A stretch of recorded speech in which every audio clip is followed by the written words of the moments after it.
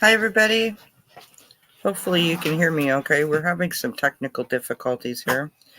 Can you turn the sound off on your phone, please? Is it? No, it's not. I don't think so.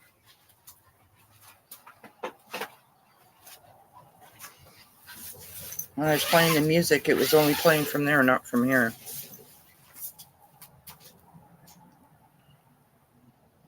So welcome, everybody, to our first Friday at the fire pit of the season. We haven't started the fire yet, as you can see, and we're trying something different, and that is that I am inside of this lovely gazebo that it has all this mosquito netting, supposedly to keep me safe from the mosquitoes, although somebody left it open, so all the mosquitoes are inside with me. But anyway, Rosie is out here losing her marbles, as you can hear. My hubby is over there, and we're going to start the fire and hopefully have an enjoyable evening. So the fire will be my co-host, basically. You done? Are you going to start the fire? Oh. So, hi to everyone who's popping in, and let me know if you guys can hear me and you can see me and everything's okay. Free dog to get home.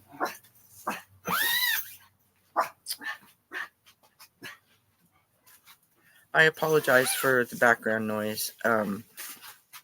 It's Friday. You know, people are out and about doing their thing.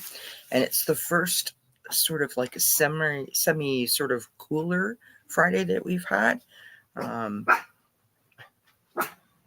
It's been super hot here the last couple of weeks. So I don't have a sweatshirt on because I'm cold. I have a sweatshirt on because mosquitoes absolutely adore me. And when I was about, I don't know, 5.5 years old, like my whole childhood, we went camping. And we were camping, and I got bit by a bug. I don't know if it was a mosquito or not, but I got a bite on the side of my left leg, just below my kneecap, and it was infected. And long story short, I almost lost my leg due to the infection from the bug. And so they love me, and I just, do whatever I can to not get bit. So I have socks and long pants on and long sleeve shirts, and right, because I mean they literally they love me. So that's why I'm wearing a sweatshirt. Thank you, Joyce. Appreciate that. Okay, so here we go. Here's the fire being started.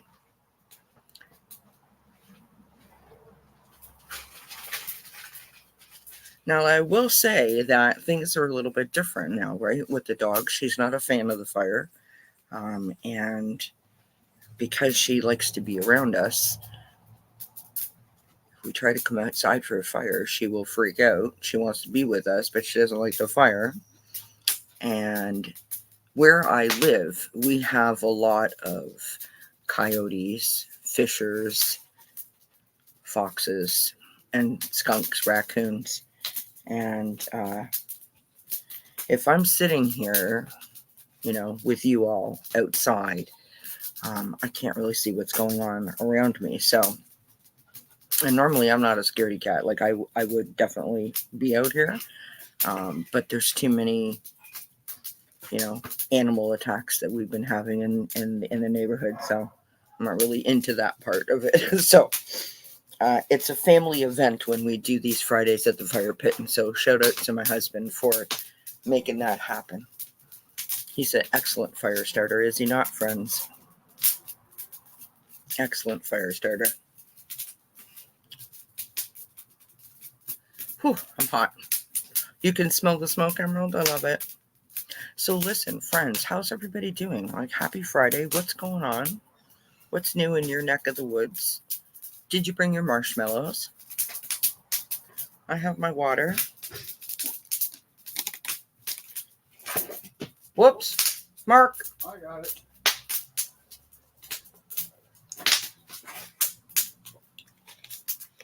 There's Rosie, Rosie, Rosie. Stay away from the fire, sweetheart. Come here. Hi, baby girl. Hi, hi, hi. Hi, hi, hi. Hi, Jessica.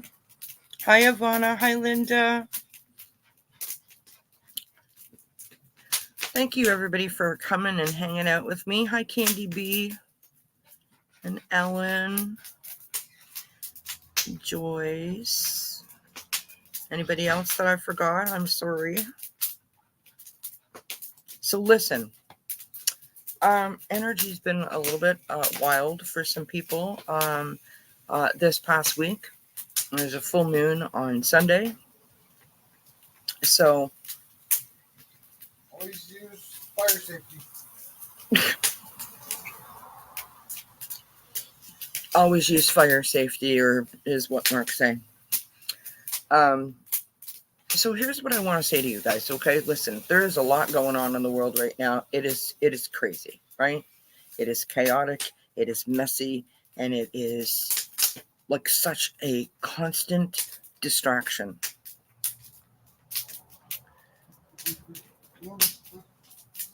It is so important, especially right now, that we take really, really good care of ourselves. So moments like this, right? And I'm not saying necessarily with me, but for me, this helps me. This helps me to feel grounded and feel, centered and more positive when I can connect with you guys. So, do things that are going to lift your spirits, that are going to keep your vibration high, that are going to allow you to release whatever you need to release. And, be very conscious of setting boundaries for yourself, right? So if you want to know what's going on in the world, you listen to the news for, 20 minutes, 15 minutes, like set a boundary for yourself, right? But you're only going to check in on a couple of things that you want to do. Don't immerse yourself in the chaos, because it's really hard sometimes to pull yourself away from it. It's sort of like watching the proverbial train wreck, right, or the proverbial car accident.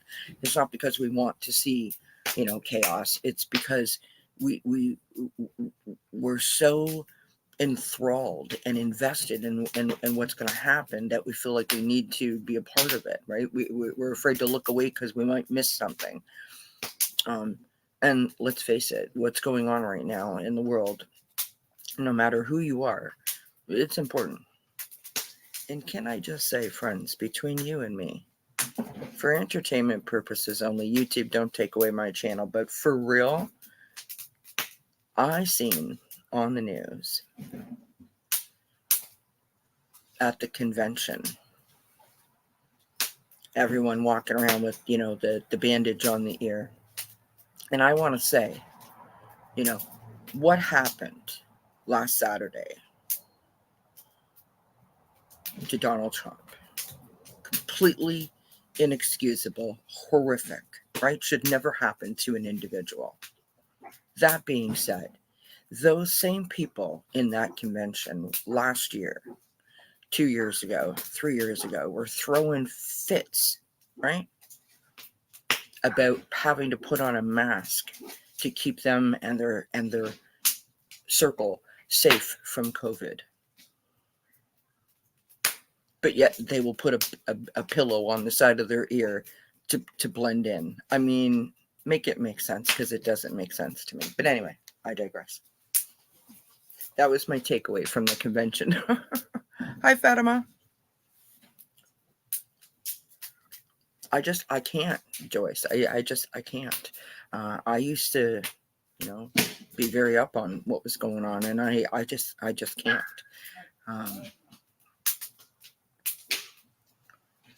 Because it's just too much. And there's a lot of things that are happening right now that are like downers, right? worrisome and stressful. And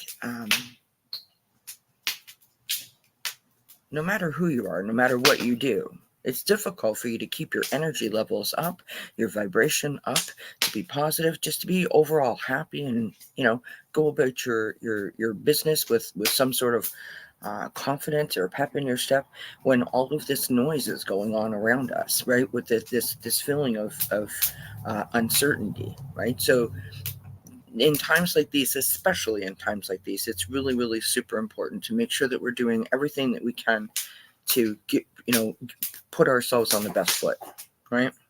Hi, Christy. Yeah, I mean, Isadora, it's a situation.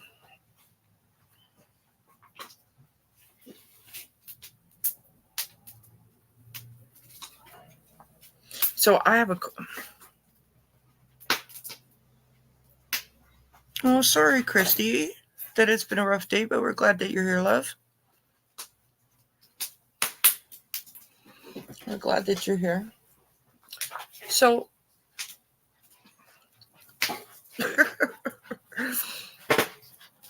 hi, baby girl. That's Rosie's favorite thing to do, is to come running down that little bit of a hill and come around that fireplace. It's like one of her favorite things to do. I was telling my husband, I don't know, a couple of weeks ago, I was inside the house. I just stepped inside the house for a second. I was right inside my room here, right in my office. And I called the dog. And didn't get the screen open fast enough, and just boom, bounced right off of it. She was not happy at all.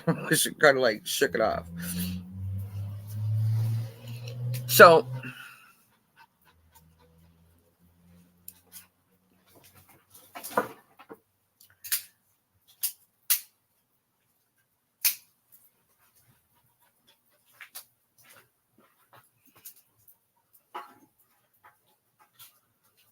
we're watching. We're watching the fire. Oh, that's lovely, Christy. Listen, it has been the wettest summer so far here. It's been so hot, so humid, and so wet. It's been, to the point where like everything feels wet. I hate that feeling. We've had actually like a couple of really, really nice days. I don't know what is going on with my hair, you guys. I cut my hair. I gave myself a little trim. This is cut. I mean, I need to go more. I cut like this much off already. Like a good 2-3 inches. I need to do more. But anyway, I digress. I want to ask you guys something.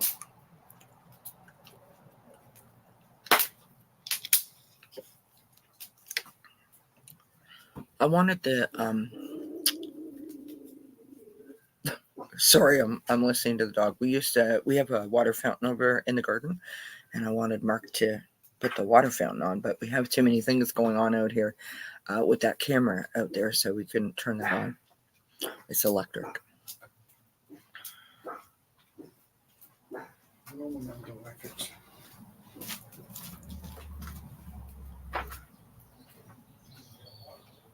Well, I don't know. What would you guys prefer? Would you guys like the water fountain too in the background? It's lovely. And you get to watch Rosie in the background there. So what'd you guys think of my new intro? Did you see it?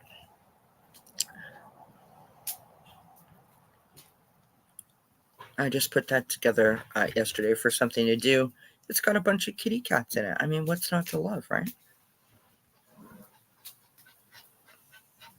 Rosie, Rosie, Rosie.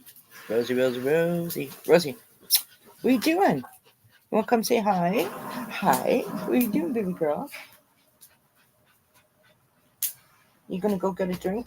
Daddy's got the hose. Go get a drink. She has her own kiddie pool. She has her own kiddie pool. She goes for a little swim, which means she steps in, walks across, and steps out. That's her swim. But she does it on her own. So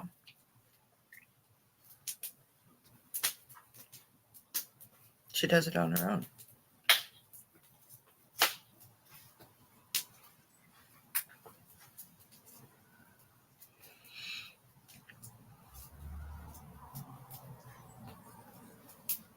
Good job, dear.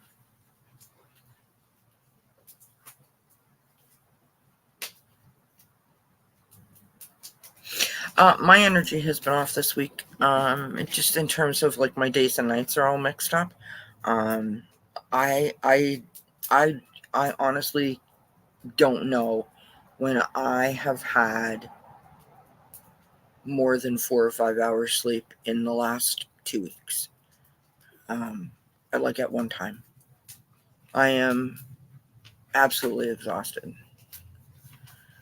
So I'm hoping that when we get on the other side of this full moon, that I can course correct, because it's like I feel like I'm operating always at a disadvantage. Do you know what I mean?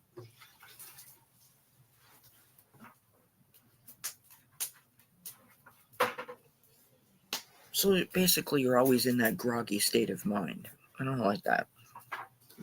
Hi, Quincy. Quincy's not happy because he's on the other side of the screen and can't.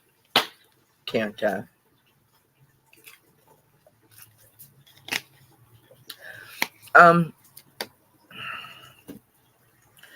have never been a really good sleeper my entire life, but when my anxiety gets high, my sleep is affected by it. So, and then, when you're not getting like a good night's sleep, everything else sort of follows suit. Yeah.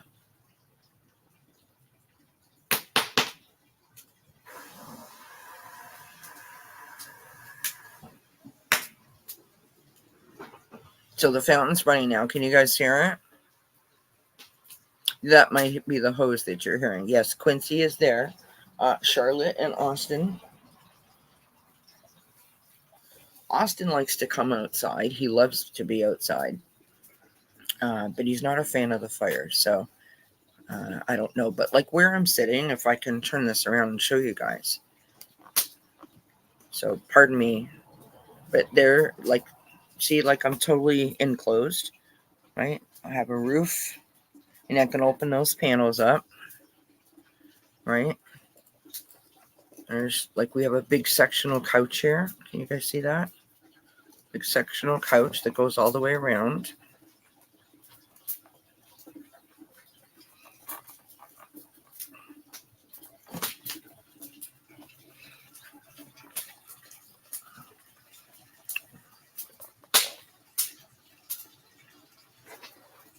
Oh, thanks, honey. Huh? Thanks, honey. I love the sound of the fountain. Can you guys hear the fountain?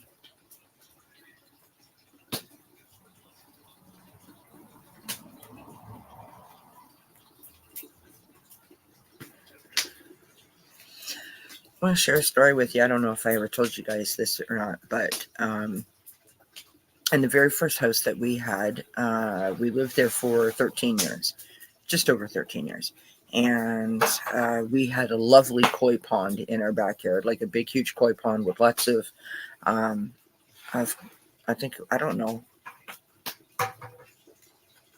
we had like 6, 7, 8 koi fish in there. And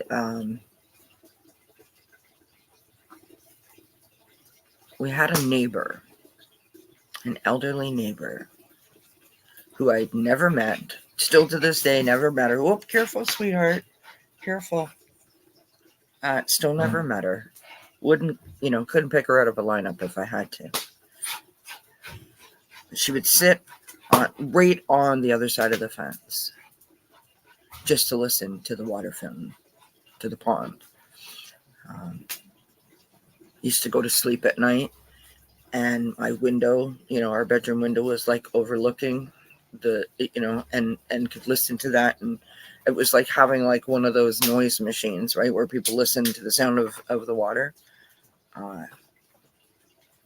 And we had a bubbler, and we had a waterfall, and it just is so soothing, right? I love the sound of like that babbling brook kind of vibe, but yet I don't like fish tanks, right? So anyone that you know that has a fish tank, or maybe you do, that has the bubbler thing, it makes me want to go, feel like I need to go use the restroom constantly. But I find the sound of water, like a water fountain, so soothing.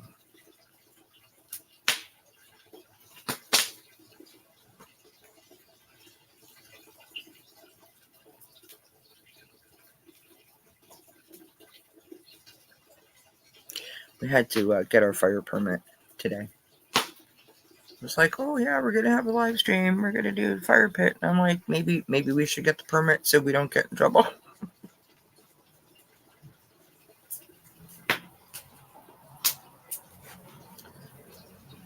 All right.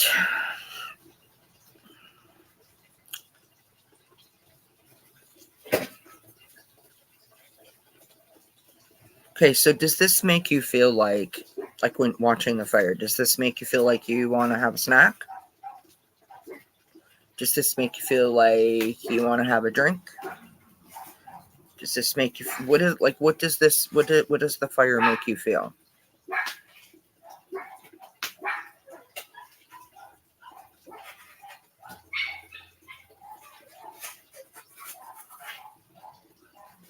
I mean, I'm sure that every community or municipality, like township, city, whatever, is different. I know that, like in our first house that we had, we weren't allowed to. Second house, we could have a fire.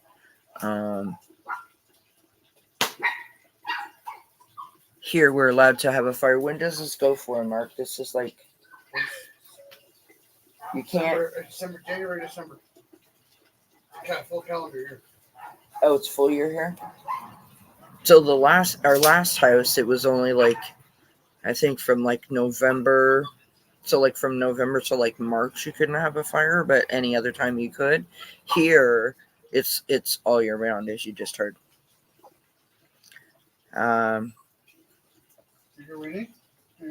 Well, you know what? Here's the thing. My whole backyard is shaded around the perimeter, except for right in the middle and down here, like out on the other side of the fire. And Mark just cut it yesterday, so that could be why it's greener.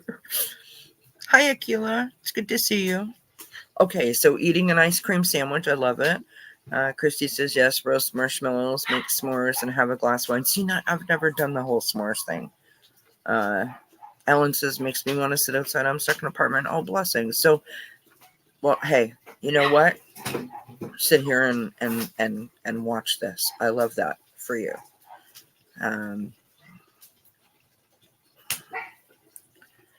Candy says relaxed and peaceful. Kirsty says we have a fire pit. Haven't used it in over a year due to so many family chores and our lives upside down. We love the fire pit nights we used to have. I mean, it is. I don't know that I ever viewed the fire pit as like relaxing, right?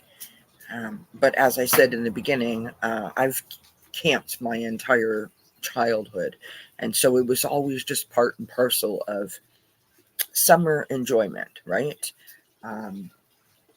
Friends and family, and people coming together and sort of like as a gathering place, right? And it brings such fond memories. I have so many wonderful memories of being around the campfire with my parents and my sister, and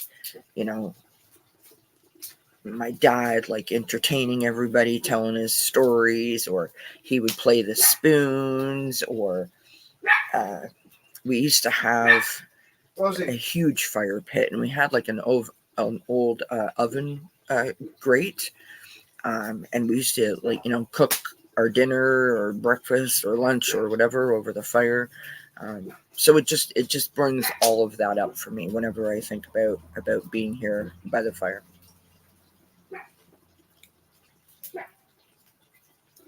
Oh, cool, Christy. Have you ever made candied apples at the fire? Those are so good. I call them candy apples. They're not like actual candy apples, but You take like an apple, you core it, you put some butter, margarine, whatever, brown sugar, raisins. You can put chocolate, you can put cinnamon, you can put whatever. And you wrap it in the foil and you sort of stick it around the outside of the fire. So not in the fire, but on the outskirts, like I would say maybe around the blocks of the fire. And sort of like it becomes like a baked apple. It's almost like eating an apple pie. It's so good. Yeah, that's a great one, Isadora.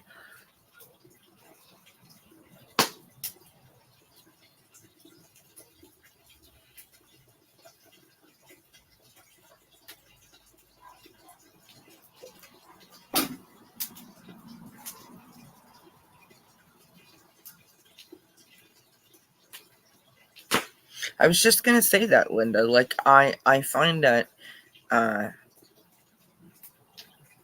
are those moments when you want to have a fire and you sort of lose yourself in the fire, right? I know that many people probably think that I can't not talk. And the only reason I'm talking is because I have a problem with dead air, and because, it would seem weird if I was sitting here with you all and we weren't saying anything, or I wasn't saying anything. But anyway, I love to come out here for the fire and just sort of sit and stare at it.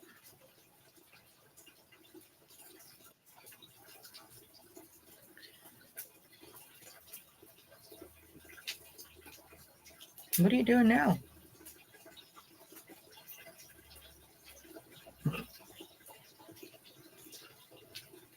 Mark's going to give you a bird's eye view. Show them the fountain. Whoops. Avert the gaze, friends. There's the fountain.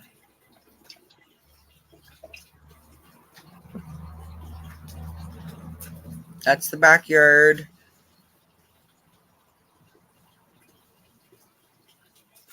Did we lose the dog?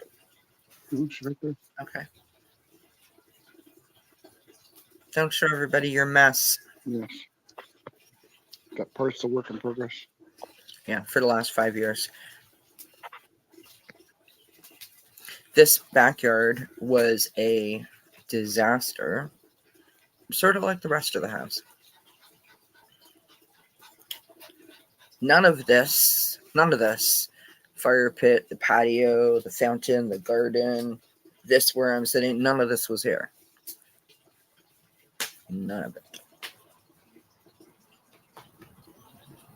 There was a hot tub out here. That's where I'm standing.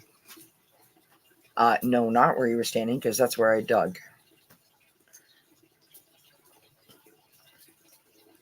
Well, the deck was 8 feet. It would have been here, maybe. Like between the fire pit and the patio. Okay. Turn that off.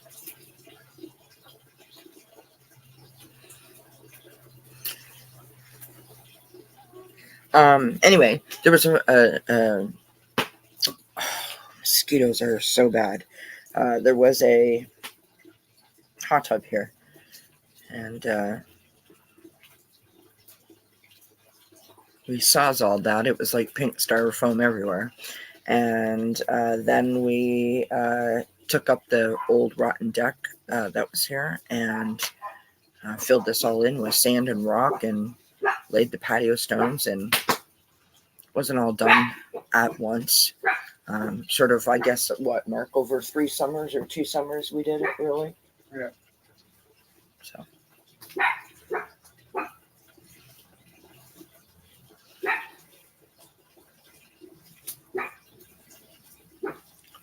Okay, you're messing up my whole situation here. Yeah, I'm gonna.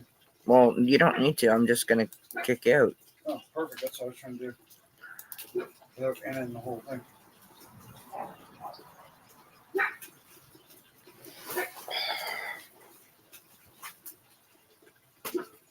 Oh, my neck is stiff. What was I going to share with you guys? Hi, Juanita. It's good to see you, my friend.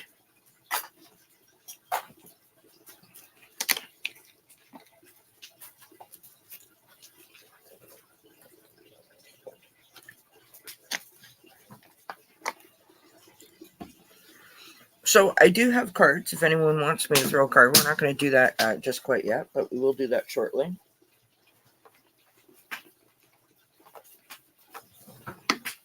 Hi, Charlotte. What are you doing, baby girl?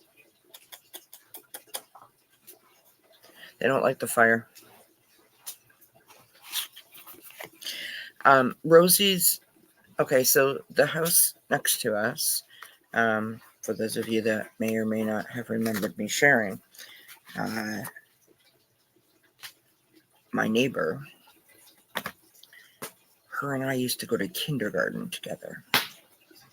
We were in the same kindergarten class. And how crazy is that, friends? She has a cute little dog and an older dog. And Rosie absolutely adores Winnie. And so whenever she sees or hears Winnie, she stands over there and tries to say hello.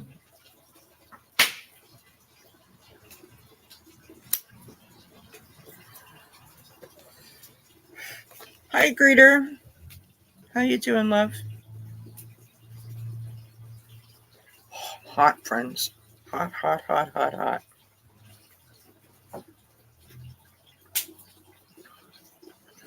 So, we're sitting here, we're watching the fire, we're feeling relaxed, we're feeling calm.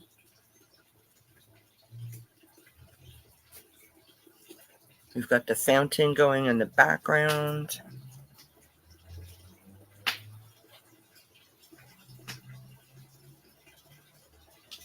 Does anyone feel like their blood pressure is coming down? Like some of the week's craziness is sort of leaving them? Feel a little bit lighter?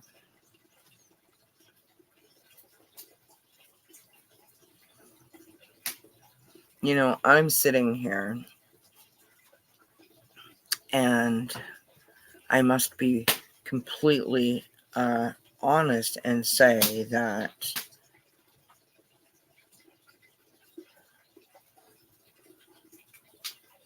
I'm sitting here feeling extremely grateful in this moment. I'm feeling very lucky, very blessed, and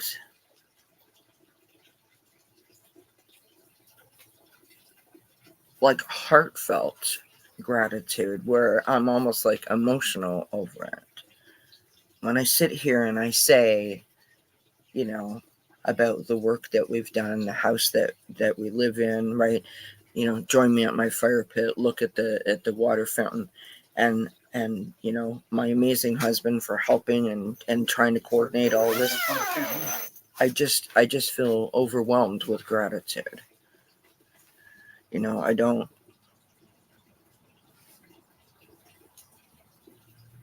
There are times in my life when I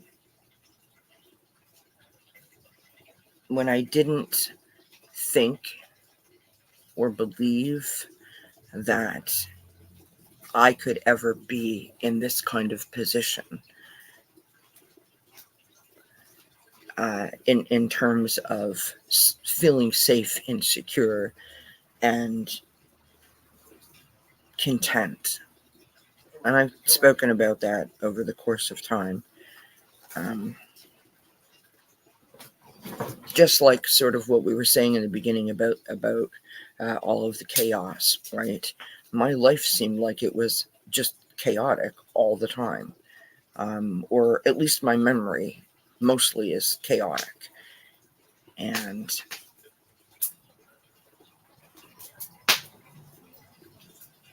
this may not sound like an endearing thing to say about someone's, you know, husband, wife, partner, but one of the things that I am most grateful for, the thing that makes me sort of, that puts a little extra pep in my step, as odd as this may sound to say, is the knowing that I have someone in my life who will sort of go out of their way to lift me up, to make me feel safe and secure and sort of bring that contentment to me. You know what I mean? It's a wonderful, wonderful feeling that you don't have to worry about everything all the time. Do you know what I mean? Just to have a person to share the struggles with, right? Sort of like the shoulder to lean on kind of idea.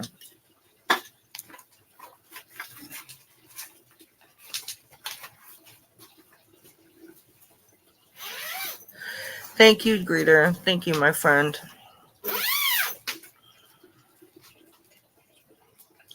Emerald says, workers just left my apartment for the day, replaced old rotten pies in my kitchen. I am finally relaxed.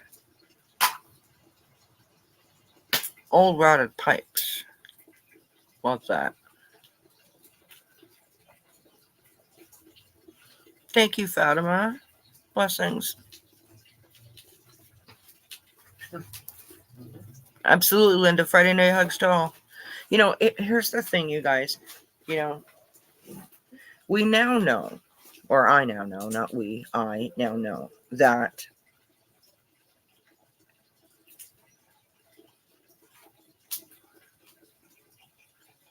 if I redirect my thoughts, if I, focus on positivity, if I, do grounding and get in touch with my sort of spiritual side and bring those things towards me, that I can manifest that into reality. I didn't always know that that was even a possibility. And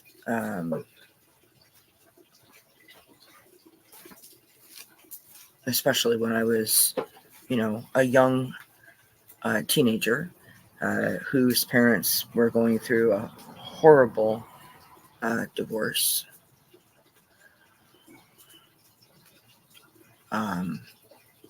Watching my family being torn apart and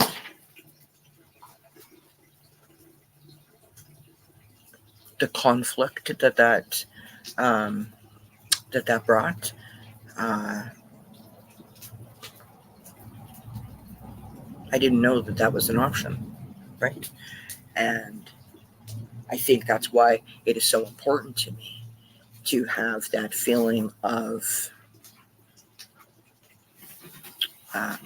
safety and security, and that sort of overall feeling like of contentment, because that was not my everyday growing up.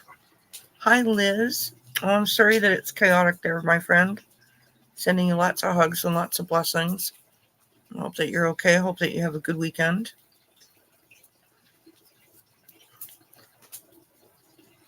And I agree, Fatima. Everyone deserves to be happy. Everyone deserves to be happy. I think somebody needs a drink, Daddy.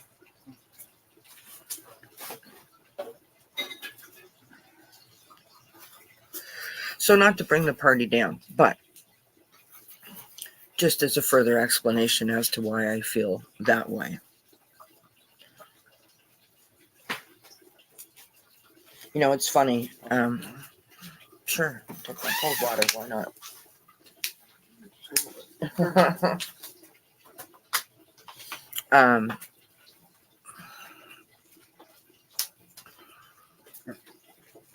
Thanks. I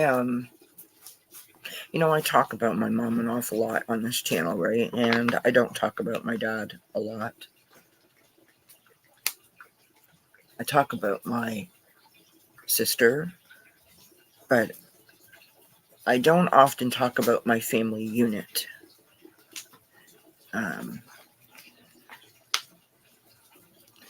I feel like if I do, I may give the wrong impression. And I don't want anyone to have the wrong impression of my family unit. It feels somehow dishonest because my parents are no longer here. And it wasn't all horrible. It was way more happy than not. But the bad part was bad. Very bad. And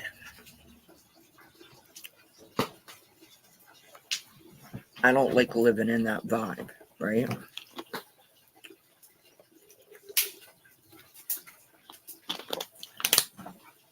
Which sort of brings me to this point. Doing things like this, spending nights at the fire pit, this is my childhood. This invokes happy thoughts about my childhood and makes me remember camping and spending time with my parents, my sister, my family, in a really beautiful setting. Do you know what I mean?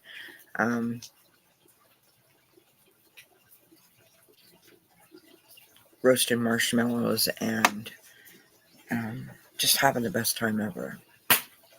So, hi JR. It's good to see you, my friend. How are you doing?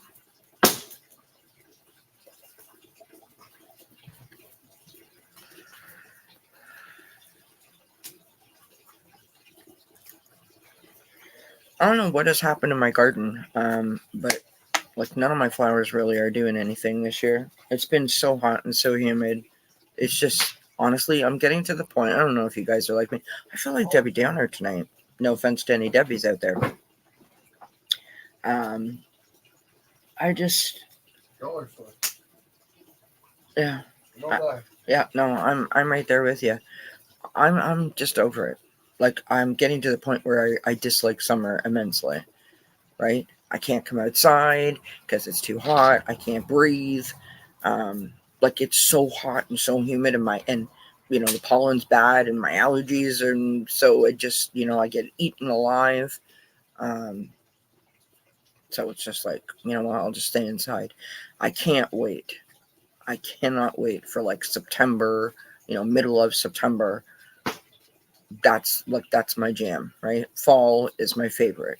Put a cozy sweatshirt on and, just like sort of kick back and relax.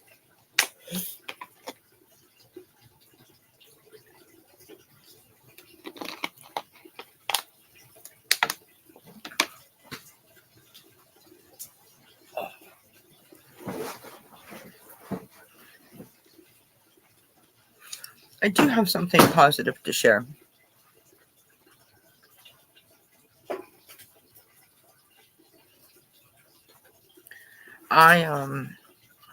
So I've told you guys many times that I use this like anti-stress roll-on, the oils, right? I've showed you guys the bottle before.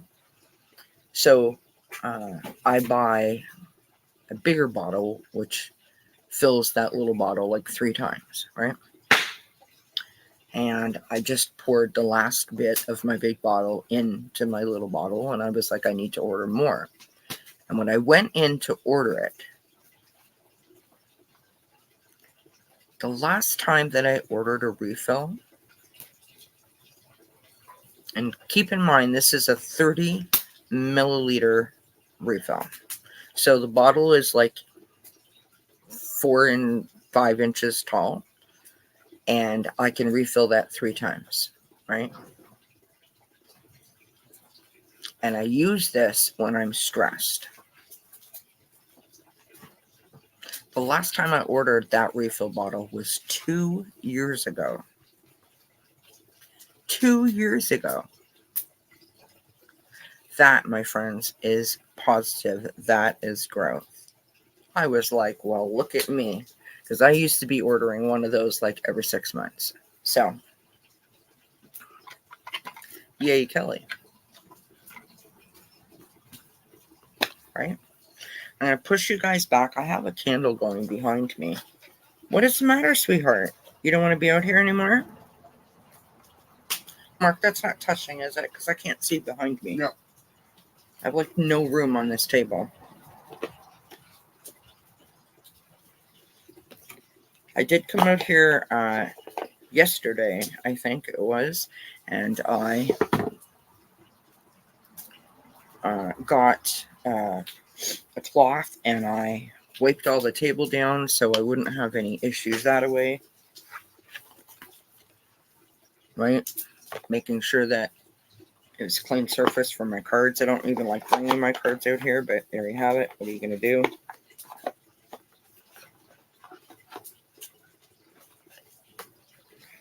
So let me just get myself smorganized over here, friends. Oh, thank you, you guys. Well, I realize that I'm being a bit of a Debbie Downer, and I don't mean to be, so I thought I would inject some positivity into the conversation.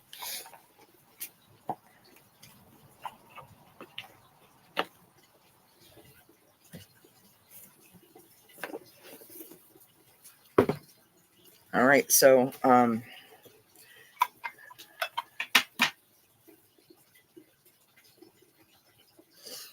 Mark, you want to do me a favor? You want to put her up with you, or come in here with her?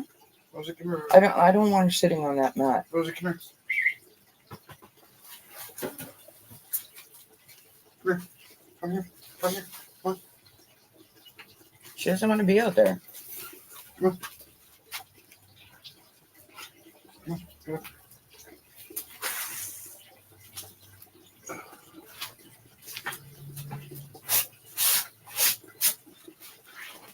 Whoop. If you cannot sit in the middle of the wall, that'd be awesome. Why are you sitting out there? Why don't you come and sit in here where it's like... Because I gotta... Okay. All right. I have to do my prayer because I didn't do my prayer yet. So,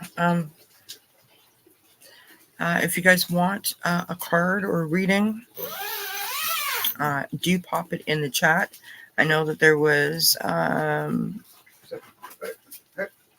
I know that somebody said that they wanted one way up here. Juanita, I think Juanita said she wanted something. No, she wants to sit there. And Ellen.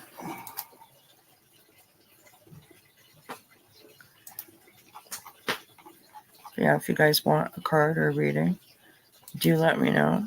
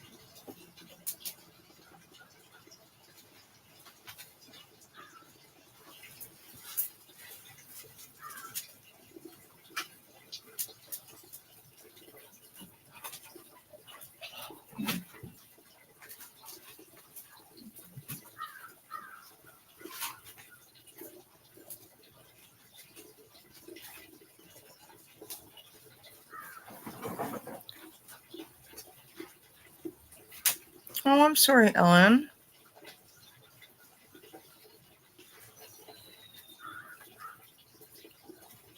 Right? Oh, you want up, honey? Okay. Hold on a second, you guys. Bear with me. All right, Rosie, ready? 1, 2, 3. There you go, sweetheart. Good girl.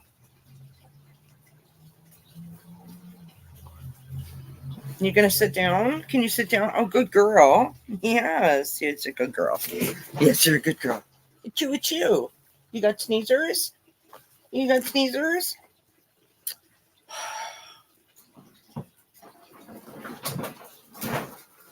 I think you should take her inside, Mark. Yep. Well, you don't need to build that up anymore. It's fine. Just let it burn out.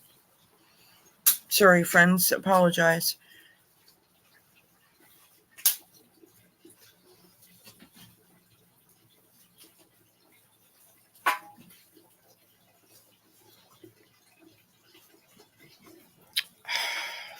bugs are so bad.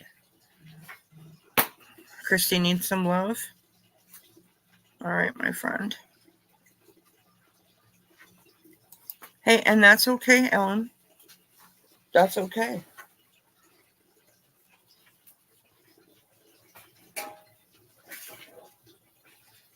Okay.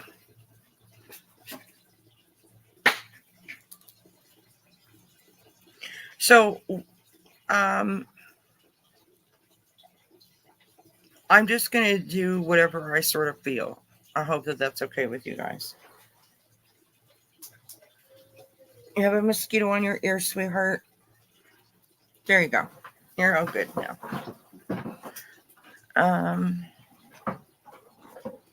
Isadora, okay. You need some good news, Christy? Don't we all, my friend? Don't we all?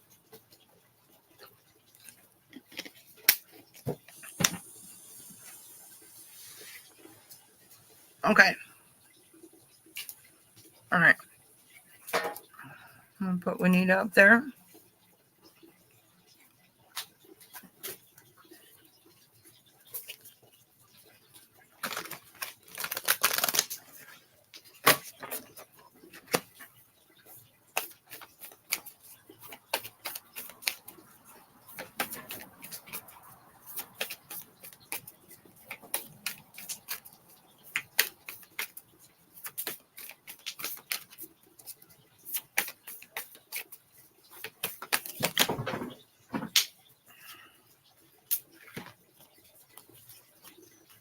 Wow. So, 5 cards literally flew out. This is for Juanita. So the first card, this is all from the Moonology Manifestation deck. Okay, and I thought this was in appropriate because there's a full moon coming up. All right. So, Juanita, this is what we have for you. Okay, first card is reveal what needs to be seen. Reveal what needs to be seen.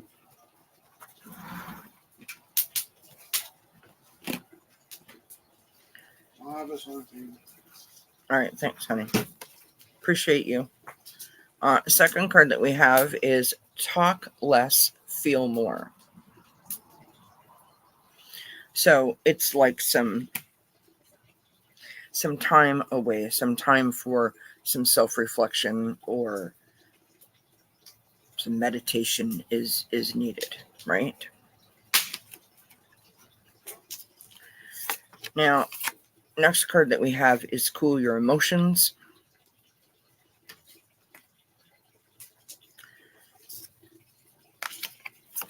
Next card is know your worth.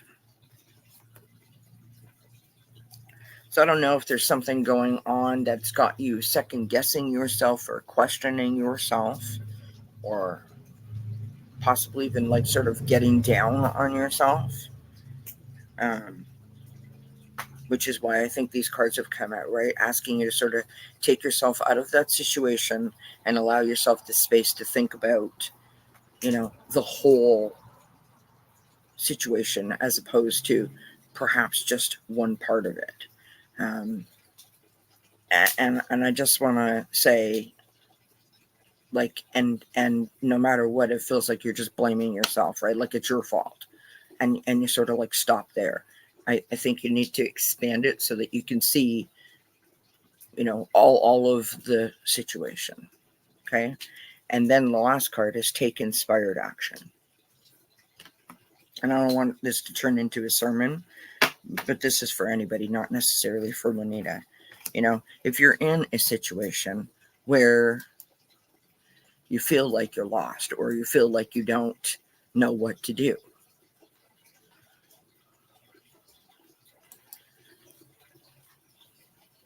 there is a way to bring about a change in attitude or a change in direction, change in thought, change in mood, by stepping back and looking at something for what it is, as opposed to how you're reacting to it or how it's making you feel. Right? You can draw from lessons of the past or experiences of the past. Right? Set your intentions and move forward. It is so hard to not react, right? And oftentimes, if we can be proactive as opposed to reactive, it allows us to not feel like we are beating ourselves up, not feel like we are in the wrong, not feel like we have done something that has contributed to that situation, if that makes sense. All right, Joyce. Today is your day, my friend. I love it. All right, Ellen R. would like a card.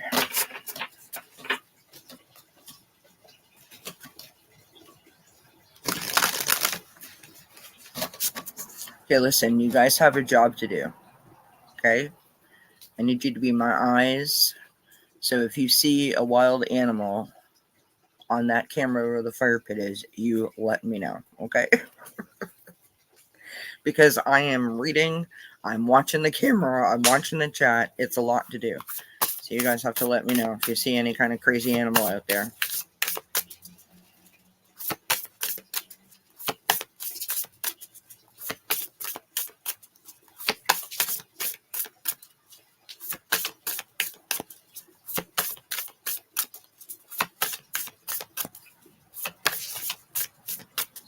No worries, Ellen.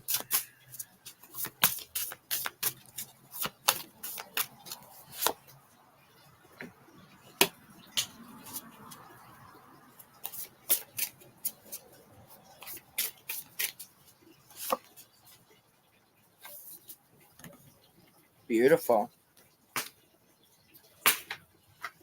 I'm just going to throw two cards for you. Not two cards, two tarot cards for you, Ellen. For those of you that are wondering, sorry, bear with me, friends.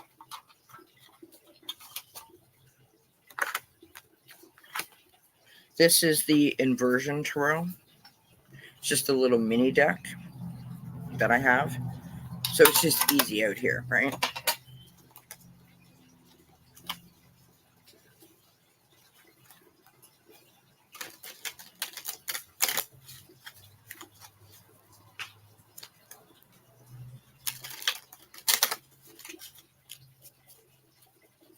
Well, that will be easy out here.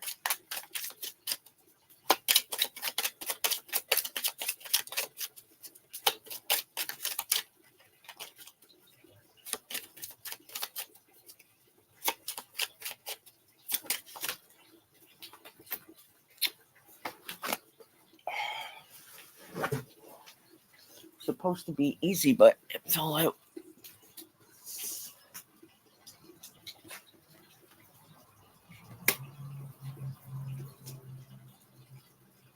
I love this for you.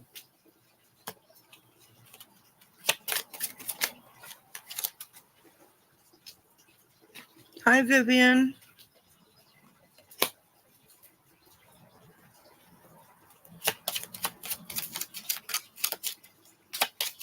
Good to see you. How are you, my friend?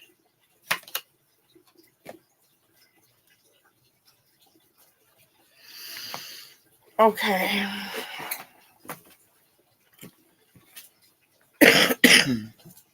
So I pulled two oracle cards for you, Ellen, to start, and then I went to the tarot, but I'm going to reveal the tarot first, okay? So we start out with the moon card.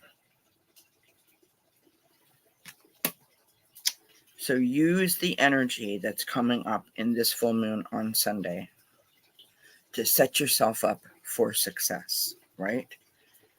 Use the energy of the moon to release any negativity or just invite joy in to set your intentions, right? Really set yourself up for success.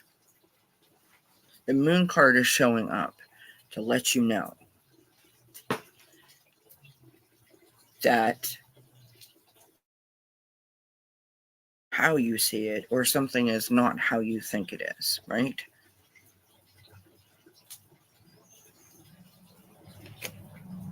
You said that you were feeling down, not because life was bad, but um,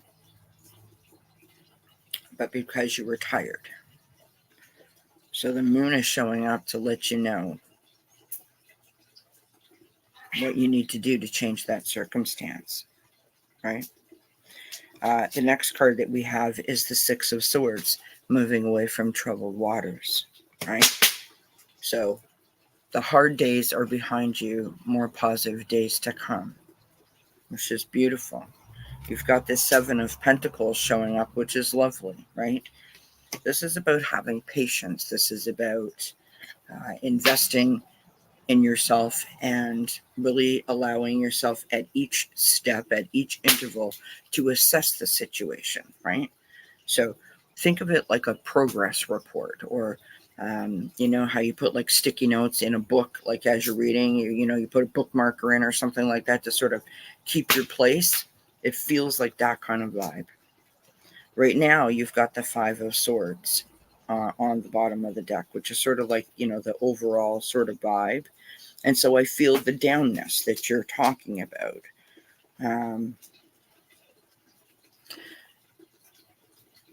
Are you upset with yourself? And you don't have to answer me, but are you upset with yourself because of a choice that you've made or a decision that you've made? Or you feel like, well, I could have done that better?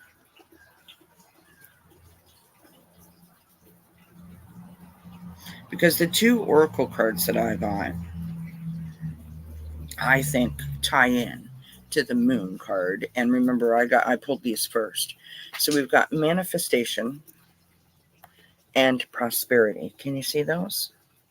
Manifestation and prosperity. So this is all about stepping outside of your head, allowing yourself, giving yourself permission to whatever that was that you think you might have done like not so great, or you wish that you could have like a do-over. It's done. Learn from it. Take what you can from the experience. Use the energy on Sunday to propel yourself forward, to manifest the things that you want to bring into your life. I hope that helps. I hope that makes sense. You're always upset with yourself.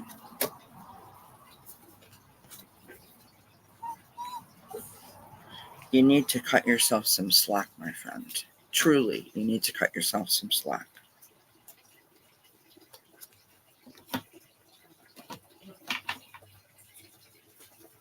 So I hope that helps. Oh, thank you, Linda. That's very kind of you. I will. I'm sure Mark is like sort of back and forth a couple of times. Oh, okay.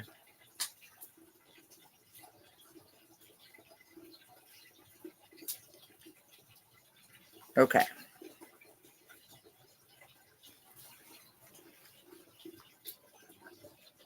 Well, what's interesting is that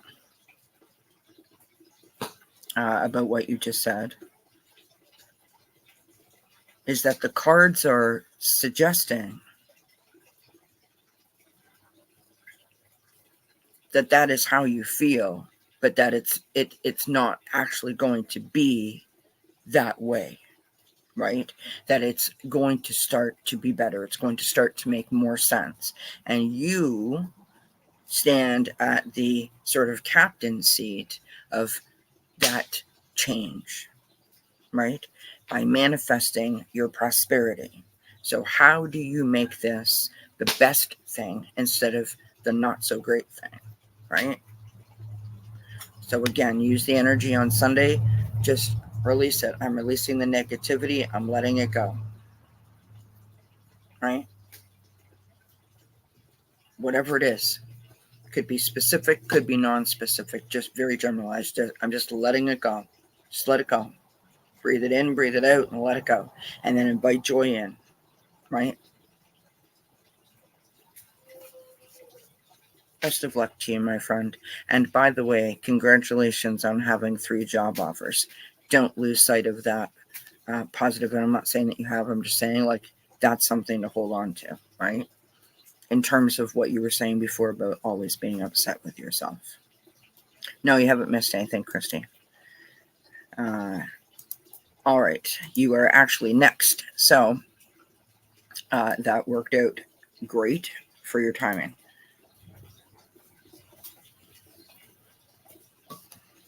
Thank you, everyone, for being patient with me, because I'm literally working on a space of like 3 inches by 7 inches here. So I appreciate the patience.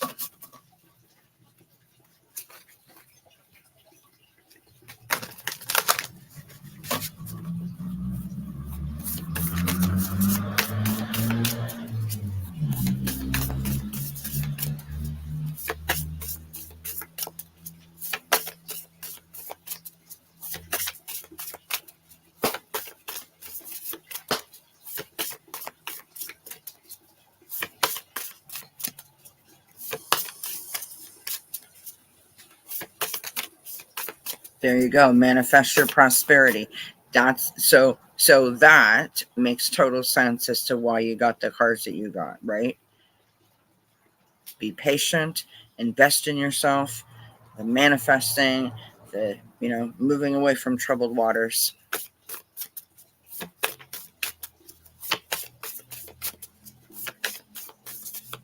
Love that for you, Alan. Congratulations, my friend. That's wonderful news. All right. Christy. I was getting a feeling a minute ago, and then I got sidetracked. I feel, I don't know. I feel like,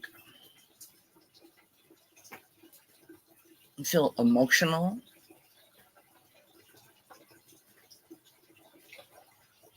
But then I almost felt giddy. And so that makes me think like based on some of the things that you've said, sounds like you're doing an awful lot. So be careful that you're not sort of burning the candle at both ends to the best of your ability. Sometimes when we get like almost like punch drunk, you know what I mean? And we don't know whether we want to laugh or we want to cry because we're just like, our energy is so depleted. That's what I was feeling. When a card comes out like that, we want it. Got the Pine Spirit and Purification. I love this card. It's so pretty. So, you needed this, right? Watching the fire, listening to the fountain. Taking time to have like a bubble bath or go for a walk.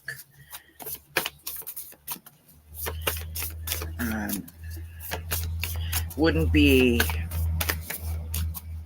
a bad idea to maybe try to incorporate 5 minutes a day just for you. Do something that brings you joy. 10 minutes a day, something like that. Something for you to feel in the moment and then appreciate after the moment is done, or the thing that'll keep you going. You know what I mean? Like, oh, just like another half an hour to go and then I get to do such and such. Allow yourself that, my friend. We've got the Crystal Cave. Yes, Cave. And Trust.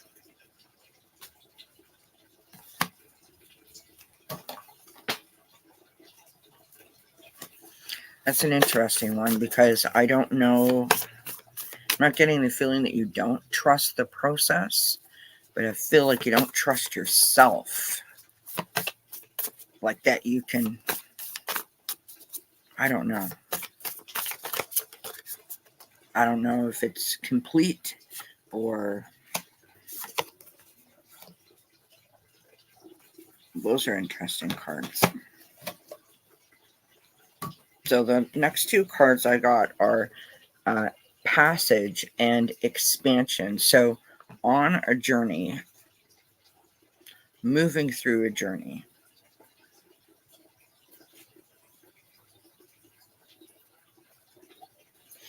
Seeking direction, trying to figure things out.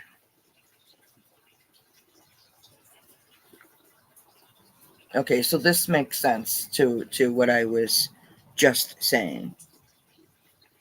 Sometimes when we have something that we have to do, we're not open to all things that are around us or in front of us. And I feel like this is asking you to be more open, right? The purification could be the opening, right? And what I mean by that is, it's not just about the destination, right? I say this all the time and I don't want to sound like a broken record, but I know from personal experience that it worked for me. And just because it worked for me doesn't mean it's going to work for others. But I can't stress to you enough that once you allow yourself to be open to all, that it then feels like, the sky is the limit. Like there is no stopping point. It's only possibilities from that point forward once you take the blinders off. And that's just life, right? We're busy, we're doing things, we're like running around all, like 48 things at once. And so we become very robotic and lose sight of the things that are important or things that we want. And just like I was saying in the beginning before I pulled these cards, the incorporating the 5 minutes a day or the 10 minutes a day to do something that speaks to you, something that lifts you up, keeps your vibration high. Doing that is going to allow you to be more open. And the next thing that I want to say to you is, like, a step is a step. Doesn't matter if you think it's forward, backward, sideways, whatever. A step is a step, and a step is progress. A step is growth, right? We don't know why we took that step necessarily all the time in the moment that we're taking the step. Only the universe knows that, right? Spirit knows. So if we are open to, okay, I've stepped here and I'm not sure why, it wasn't part of my plan, or at least I don't think it was, but okay, I'm open to it. Let's see, right? Do you understand what I mean?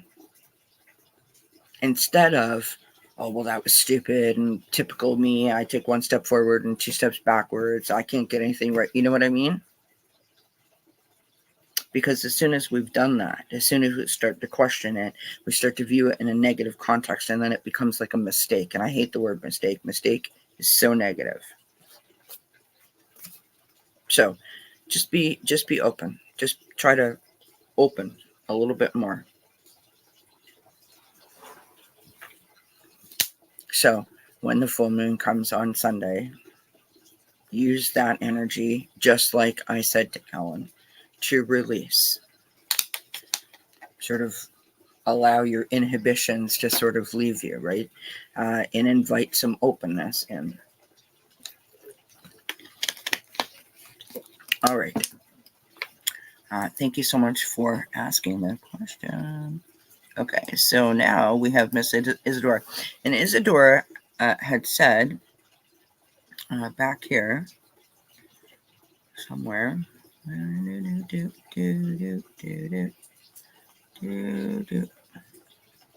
reading is really for my 2 brothers.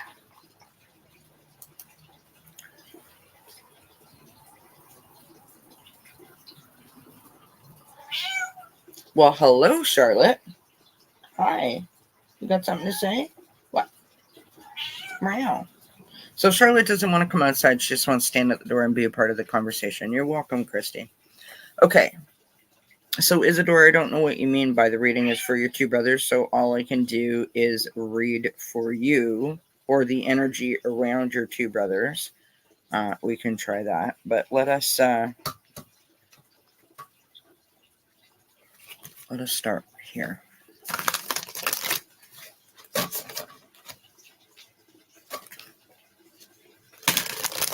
Christy's like, yep, I got it. You're very welcome, Christy. Many blessings to you, my love. Listen, I've been in your spot, you know. I mean, we've all been in that spot where we're caring for another person. But specifically, I've been in your position looking after my mom, you know, and it's not easy. It is not easy. And we lose sight of the goal. We lose sight of ourselves when we're doing something like that, right? Because everything is about them. Because it has to be, right? Because that's your focus.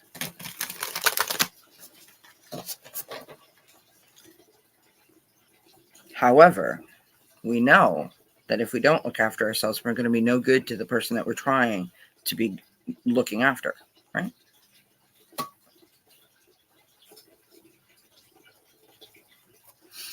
All right. So they both have health issues. Okay. No, fire's good.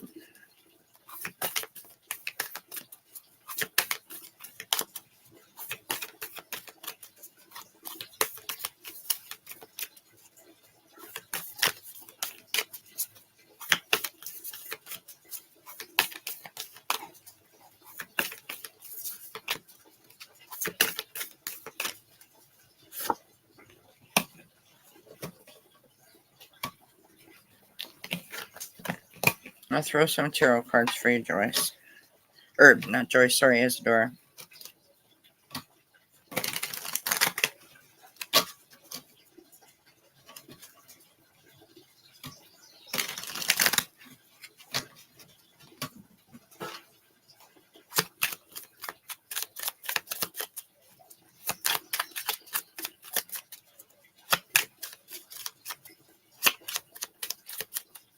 Is the fountain louder now?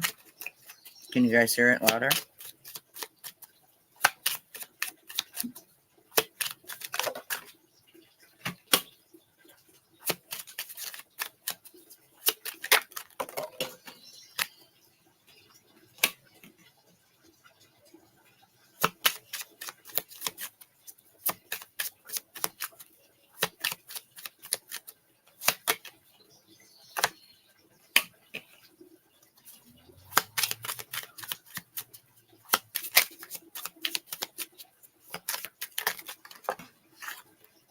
It is so hard to toss cards in the dark at nighttime. Even though it doesn't look dark on the screen, I promise you it is.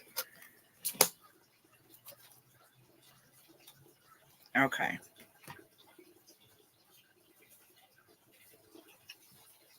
Hi, Diamond. Okay, so Isadora. We start out with the Two of Wands, which is a really interesting card to start with. Normally, the Two of Wands is about making plans. It's about, you know, planning a trip, planning a vacation.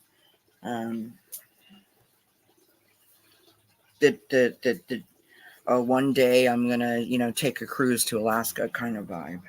That's the energy coming in from the past. Now, I'm trying to read this based on what I'm getting from the cards, not necessarily based on what you said in your comment. But based on your comment, I feel like there could have been plans that people wanted to make or that you wanted to make, and now these issues that have come to light have made you feel like your plans have to be derailed somehow, or the plans have been derailed, right? We've got the Queen of Swords next to that, and I believe that this is representative of you. You know, she's a logical thinker. She's an analytical thinker. She is a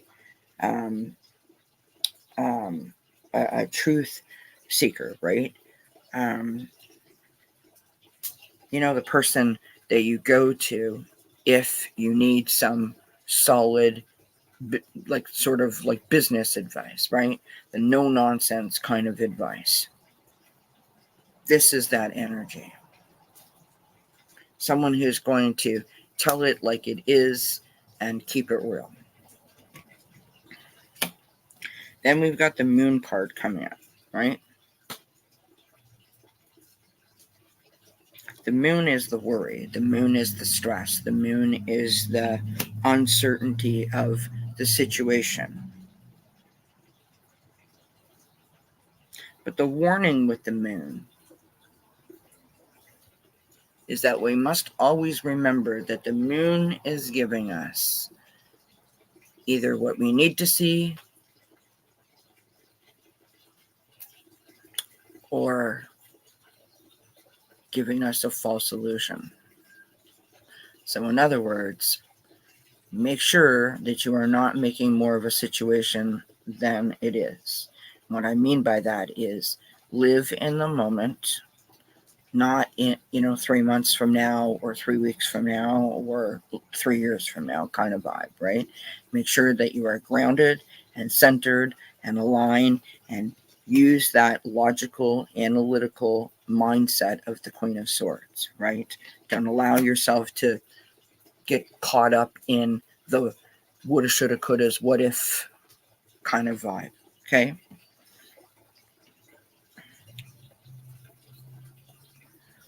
We have the Page of Pentacles coming out here as the in the challenge position, and this is interesting because the Page of Pentacles is about okay, listen, here's what we're gonna do, right? We are gonna get all of our shit together, and we're gonna make a thing happen. Okay, that's what we're gonna do. Really, reason that's in the challenge position is you can't just react.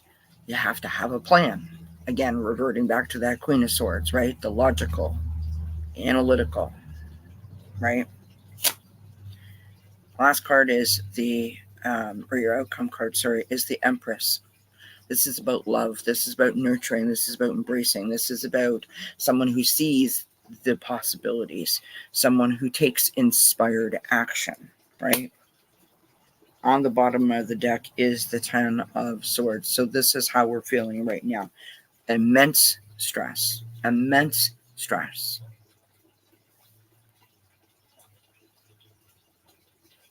Again, go to that analytical spot. Go to that logical thinking spot.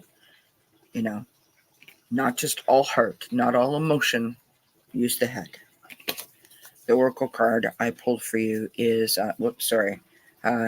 see the bigger picture. See the bigger picture. And I'm not trying to minimize what your brothers are going through or you from being with them step by step through the process of their health issues. I don't know what their health issues are, and I don't need to know. What I'm trying to say is we can't lose sight of ourselves in these moments. And I don't mean to be rude, and I don't mean to overstep. Now I'm not speaking from spirit, I'm speaking from Kelly. My mother passed away in 2012. It is 2024, and I'm about 75% of the way back. About 75% of the way okay. Because I lost sight of the big picture. I did not use my analytical, logical mind. I got so caught up in the fact that my mother was sick and she was going to die, and I lost everything because of it.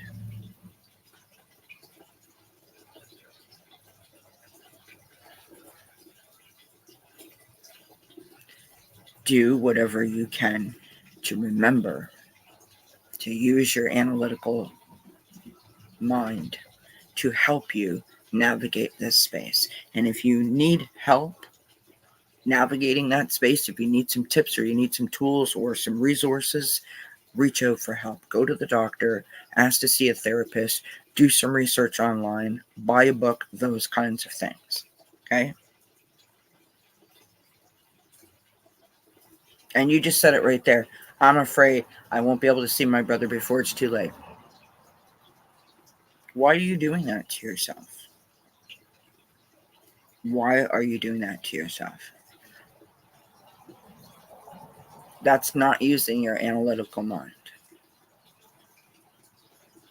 Write your brother a letter, FaceTime your brother, phone him every day, phone a friend and have the friend, read the letter back to him or whatever, right?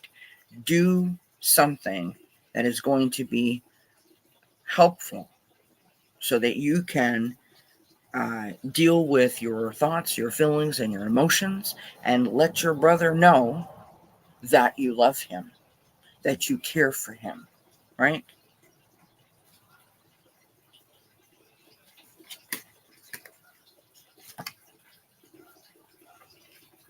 I hope that makes sense what I'm trying to say. Yes, because you love him, and I get it. And I listen. I get it. I've lost lots of people in my life. Sadly, I get it. I'm not saying that what you're feeling is wrong. What you're feeling is completely normal and completely uh, natural, right? But it's not helping you be the best you. It is leaving you in a state of worry and upset. And there is a way to show your brother that you care and show your brother that you love him and that you want to be there for him and also be your best self at the same time, right? Because you worrying that you're not going to see your brother because it may be too late, or you're not going to see your brother, uh, because that you won't be able to see your brother because it'll be too late, is not going to change if you've seen him tomorrow, you've seen him the next day or the next day, right? You'll always have that feeling, meaning you'll always be having that sort of woulda, shoulda, coulda sort of feeling. If I only did this, if I only did that, if I only said this, if I only said that, right?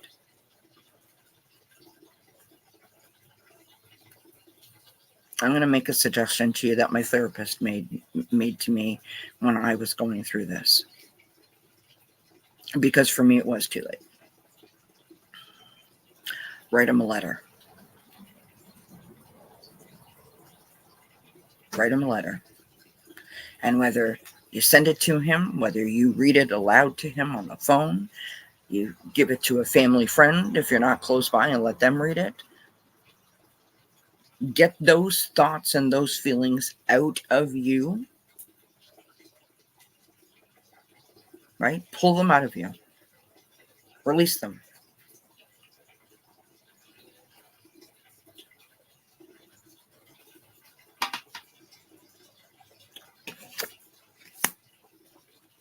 Do you know what I mean? Do that as a gift to yourself. And the second thing I'm going to say has nothing to do with you or the reading or whatever, but just as a note. Our friends and family, our loved ones, don't want us to suffer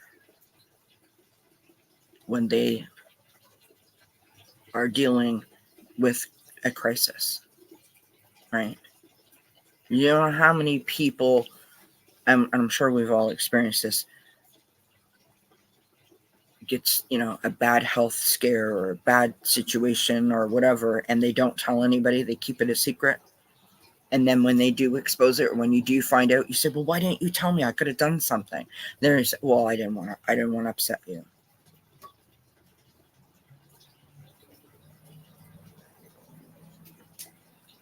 And then we're like almost upset that they didn't upset us. I mean, the emotional roller coaster of that whole situation is crazy. It's unnecessary. It's not healthy. It's not helpful. Right? kind to yourself. You're going through a difficult time. Your brothers need you. You need to know that you are doing what you can for your brothers, but you sitting there worrying about what if it's going to be too late is not serving you any good and does not put you in a higher sort of uh, uh, uh, vibrational thought pattern or emotional pattern to be able to do whatever you can, right? Because really that mindset's negative and it's depleting your energy, so you got to work twice as hard to be there for them, and it's just unfair to you. So tell your brother, text him every 15 minutes, I love you, love you. Remember when we did so and so and so and so? I just wanted to make you giggle. That just popped into my head today. I want to share that with you. Whatever, right? It doesn't have to be a negative thing is what I'm trying to say to you, right? It doesn't have to be upsetting all the time. The situation is upsetting, of course, but it doesn't have to be upsetting. I hope that helps, my friend. Many blessings to you. And of course, we send lots of love to both of your brothers and blessings to them as well. All right, Miss Joyce. Whoops. Mark, if you're watching, can you come out here?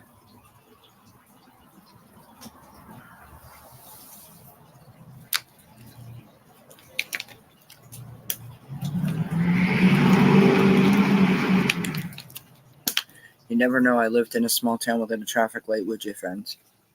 You're very welcome. Sorry, friends. I don't even know where my phone is. Mark? Yeah. Oh, okay.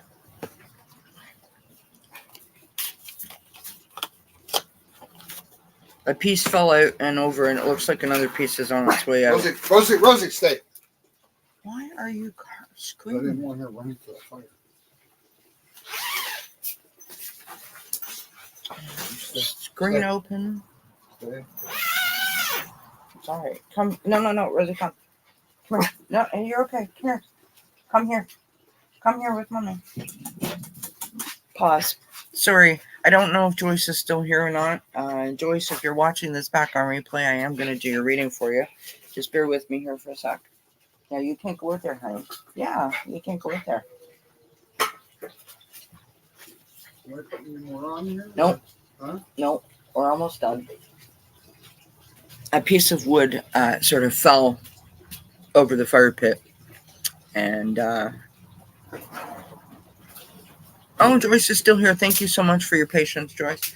Don't put any more on there, Mark. I'm just putting this on.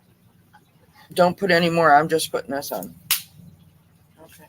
No, you can't go out there, sweetheart. You stay here with mommy. Good girl. Honestly, it's like a shit show over here, friends. You are fine. Oh my God.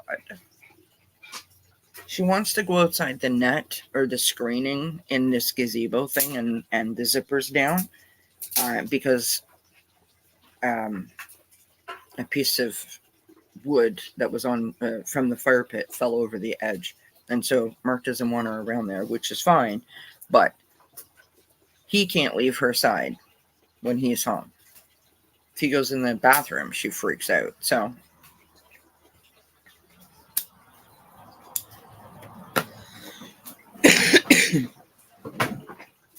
the joy, friends, the joy. Get a dog, it'll be great. I'm kidding. It's something Mark says to me all the time. Okay, Joyce. Joyce. How is it going, my friend? Let's throw some cards for Joyce. Whoops, sorry. That was my fault. I hit the computer. You are fine. I know Daddy left the screen open and you're totally confused. That would be the patio doors half open. You're all right, love. Friday night shit show. Absolutely, Linda.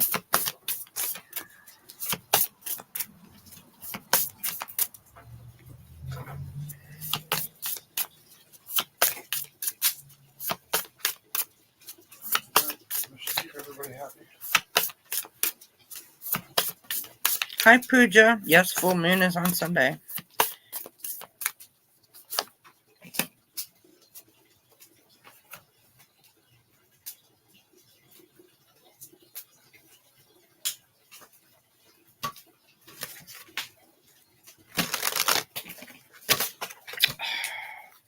Honestly, I hate reading outside because I drop all my cards. I can't see them. Stay.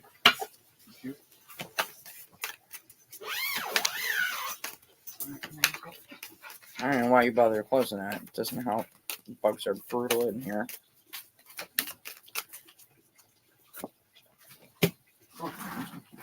Interesting. I got that card twice now.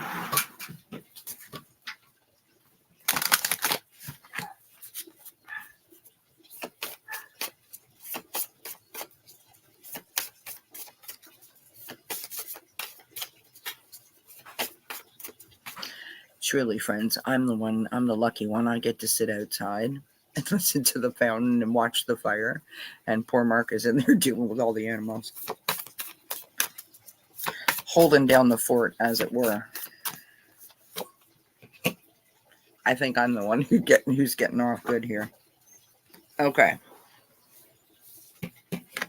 Normally, I understand what the cards are telling me. I have no idea what these cards are telling me.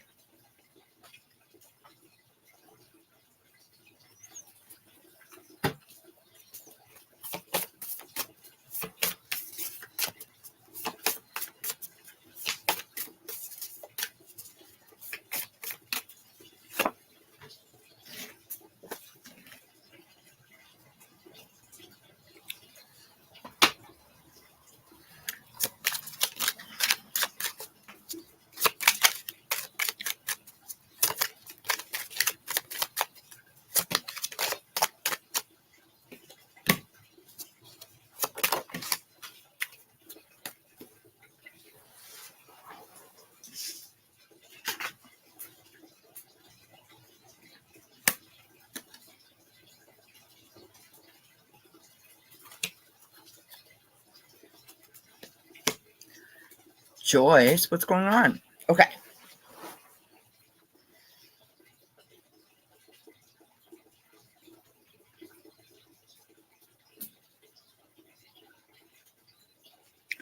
I'm not sure if I'm correct or if I'm way off.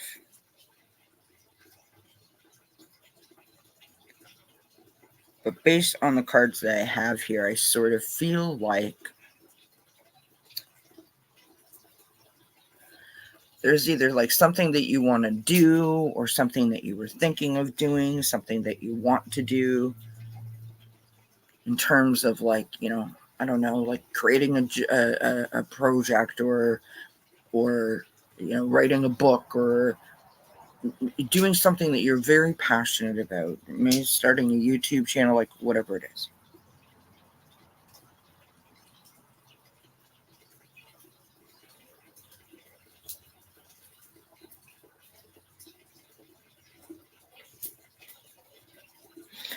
All of the signs are here that this is a good thing for you. So, this is what I got. We've got passion. Sorry, it's like I've lost my mind when I come outside. I don't know how to operate my camera anymore. We've got passion. Okay? So, doing something that speaks to you, something that, sort of gives you or puts you all in your feels. Okay? We've got the meandering pathway and going with the flow. All about the flow. The flow is interesting because it's not just about going with the flow, it's about following the flow, right? It's about one foot in front of the other, one step at a time, not necessarily knowing perhaps where you're going to end up, but just the possibilities and the opportunities of following that kind of path, right? The discovery of it, the experience of it. As you navigate that, it allows you to tap into your wisdom, right? To use your little voice inside, your intuition, your gut instinct. Allow that to be like, oh, that's yes, that. Do you know what I mean? That allows you to have a better understanding of what the bigger picture is, what the goal is, where I'm going to end up, where the final destination spot is, what the reason is for why I just had to stop, at this point, this point, this point. Now it makes sense to me, that kind of vibe. Okay. So I pulled just a couple of tarot cards to go with that. We've got the Page of Pentacles. Okay. We've got the Knight of Swords. And on the bottom of the deck, we've got the Page of Cups. So, the Page and the Knights are the movers and shakers, right? They are the information bringers, the plan makers. And this is all about putting a plan into action and sort of making something happen, right? This is getting down to the nitty gritty, right? At the starting stages. So whatever it is that you're trying to get off the ground, whatever it is that you're trying to do, or maybe you haven't even thought about it, but it's something that's occurred to you every once in a blue moon. Like, maybe I should write a book. Maybe I should start a YouTube channel, right? Maybe I should take a cooking class. Whatever. Do that. Decide tomorrow, the next day, this is what I'm going to do, and make a plan of action and dip your toe in the water, because I think that it will be a really wonderful experience for you. It's going to help you to be more present, if you will, in terms of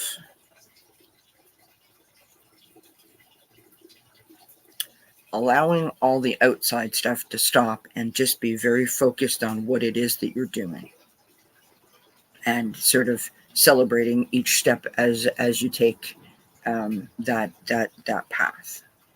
I hope that makes sense. That's what I got for you, Joyce. And thank you again for being so patient. Hi, Suzanne.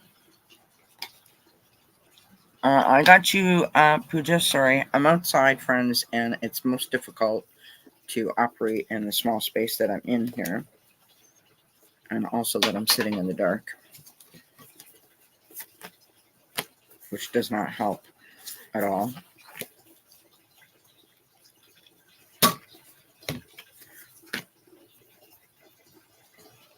And I apologize that this big, horrible, bright light is on the side of me, but it is what it is. All right, Suzanne wants one, and Pooja wants one.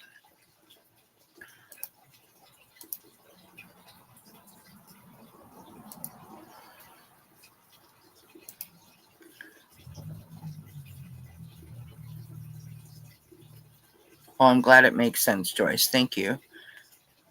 Many blessings to you. Christy says, I got to scoot out now. Warm wishes to you all. Thanks, Kelly. Have a wonderful weekend. Many blessings to you, Christy. Have a great weekend, my love. Thank you so much for being here. I'll always remember my first time. I love that. All right. Miss Pooja, just a general reading.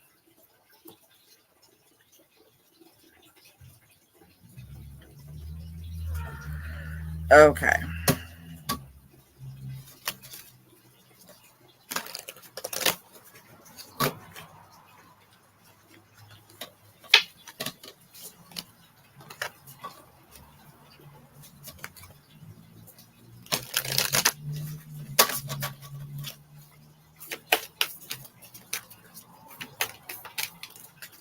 Honestly, I'm about 3 seconds from going inside. I have to be honest.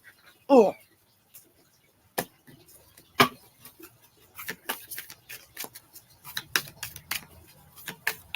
I'm hot and I can't take my sweater off because I'll be eaten alive.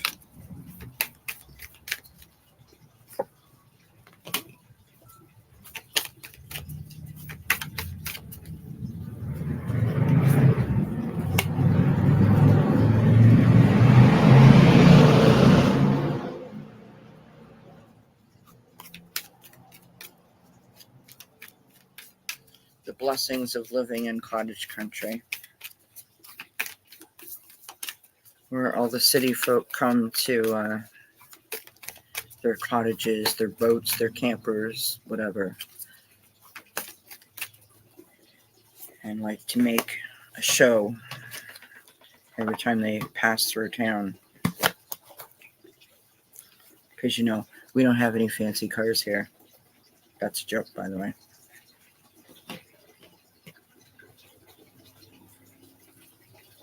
Okay, so puja. This Sunday, there was a full moon. Okay? I want you to do something on Sunday. I want you to allow yourself, if you can, go outside or stand in front of a window where the full moon is. And I want you to, take a couple deep breaths in and exhale, right? And I want you to close your eyes or leave your eyes open, whatever works for you, right? Look up at the moon and say, I release whatever negativity is attached to me or that I'm holding on to. You've got to mean it. You can't just say it. You must mean it, right? And let it go, right? Let it go. I mean this with as much love as I can possibly express. So many times you come in here and you ask me, and we get sort of like the same kind of vibe, and it literally hurts my heart that whatever this thing is got such a tight grip on you. And I get it. Like, I get that feeling.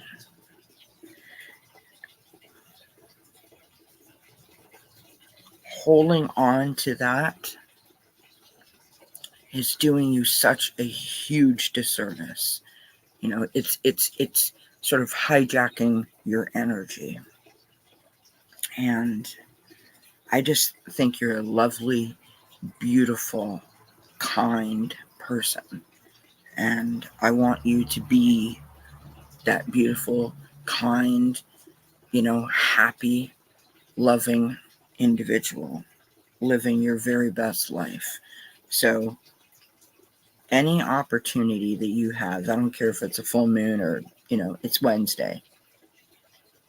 If you feel that you need to get rid of something, if you need to let go of something, something's weighing on you heavily, or not heavenly, heavily, release it. Just put your arms up and say, I release it. I'm letting go of it. When you do that, what you're doing is giving that energy back to yourself, right? Like holding on to something and being mad at something or being upset with something or someone, all that does is keep us in that energy. It doesn't do anything else. It's negative, right? And it keeps that energy. And we've got to free ourselves from it so we can be okay. Doesn't mean that the thing is all right.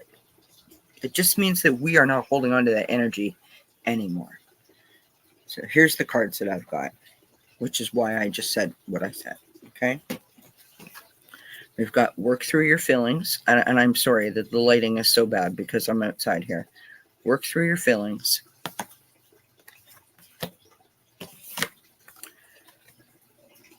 Take a breather.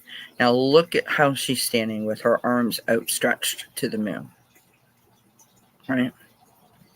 Just being in that space where you are releasing the negativity under the moonlight is a very magical, transformative, beautiful kind of space, right?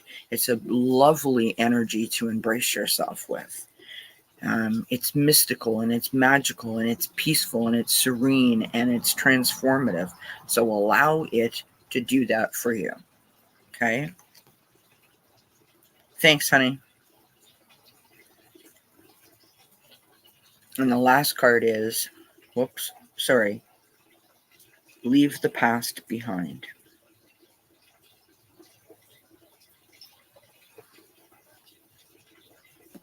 And I get it.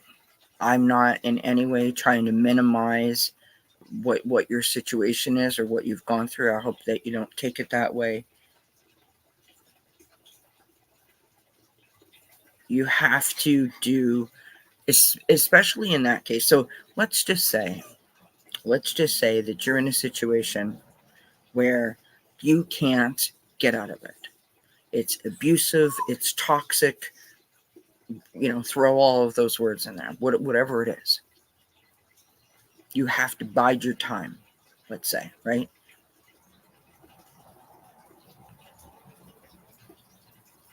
That means obviously you can't just like walk away from it and pretend it's not happening, but you don't have to walk around with this feeling of burden on your shoulders. You can do your part, even if it's just a little bit, to help yourself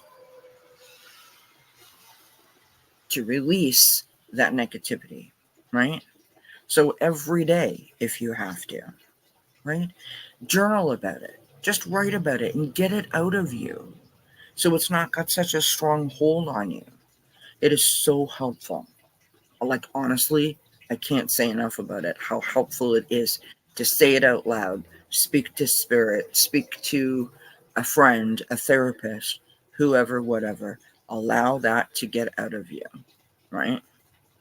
Because the longer it's there, the longer it festers, the more control it has, the more hold it has over top of you or over your whole sort of person.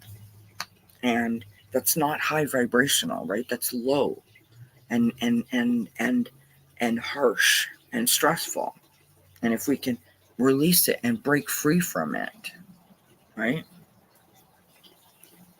we have a better chance of sort of having a more positive vibe. And if we have a more positive vibe, then we have an even better shot of just being very, like, what's the word I'm looking for?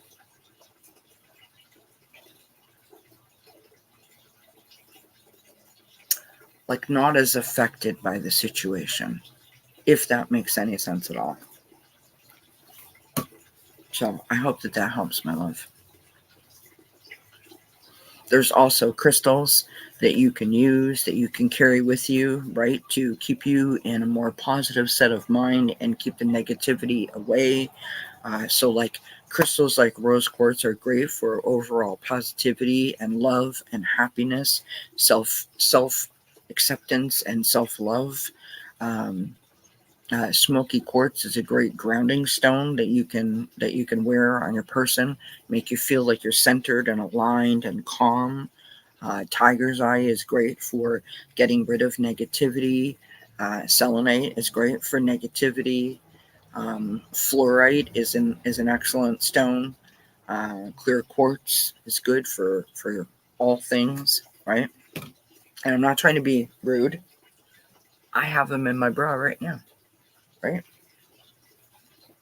My smoky quartz, they keep me grounded, like no joke, right? So on days when you're feeling especially low, right? Carry them with you, put them in your pocket, jewelry, put them in your bra, whatever, and give yourself a little extra boost. It's not going to hurt, and you're doing something to help yourself. And when you're doing something productive, something positive to help yourself, you have a tendency to just feel better because, you know what I mean? You're giving yourself everything that you can to sort of set yourself up for success, if that makes sense. right? And I find it works. That's just my opinion.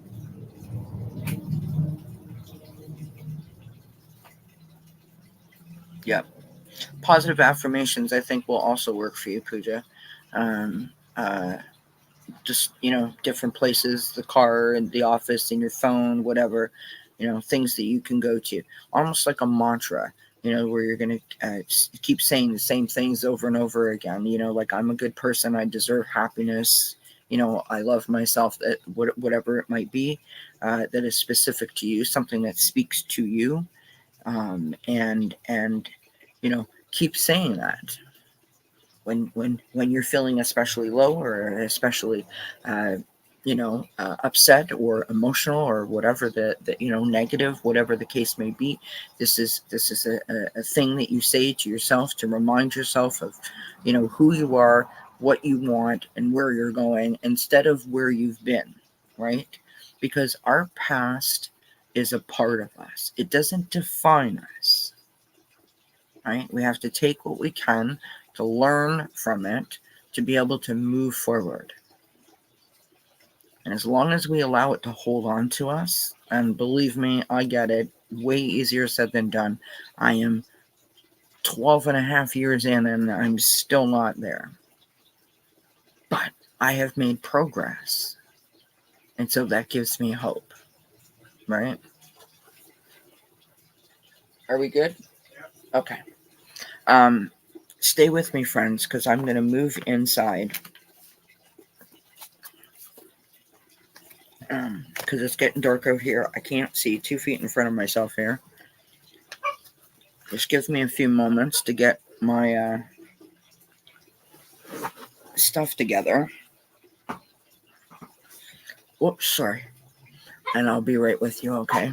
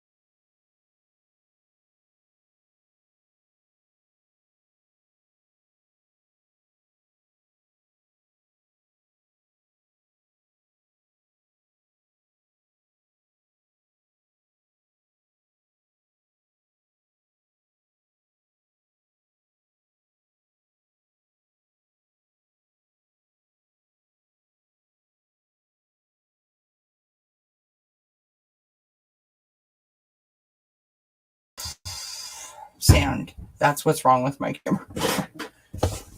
So what'd you guys think of that little thing?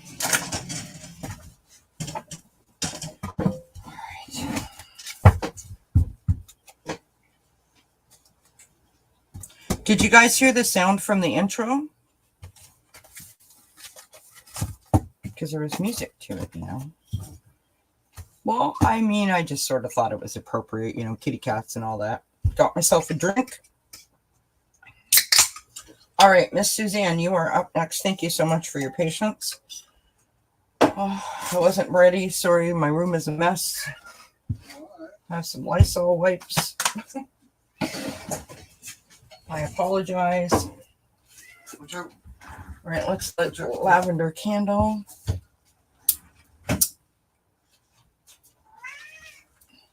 That's Austin crying in the background because he wants to be a part of the group, friends. He wants to be a part of the group. Thank you so much, honey, for your help, for your assistance. Appreciate you.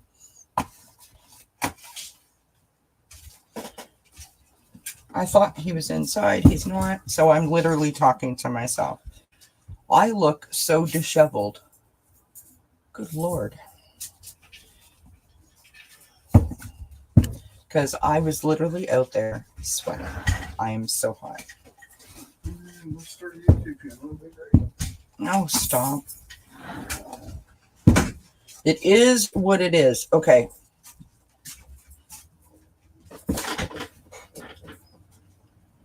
Hi, Silent Victory. Okay, so now we move on to Miss Suzanne. And sorry, I'm smoking a cigarette. Okay. Suzanne.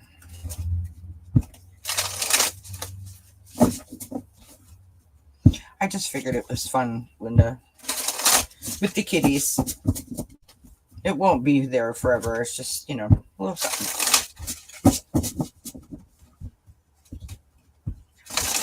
Just felt like a change.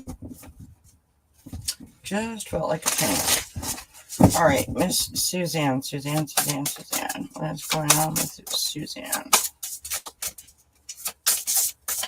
What are you doing, Rosie? That's okay, Isadora. Sure, Silent. I can do that for you. We were outside at the fire pit. I just came inside because I was getting eaten alive out there. And it was hot.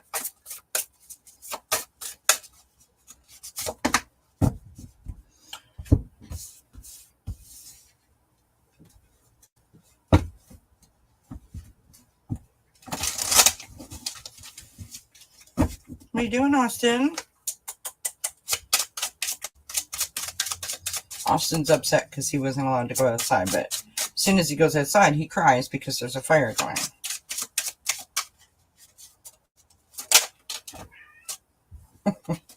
And he's still ticked off.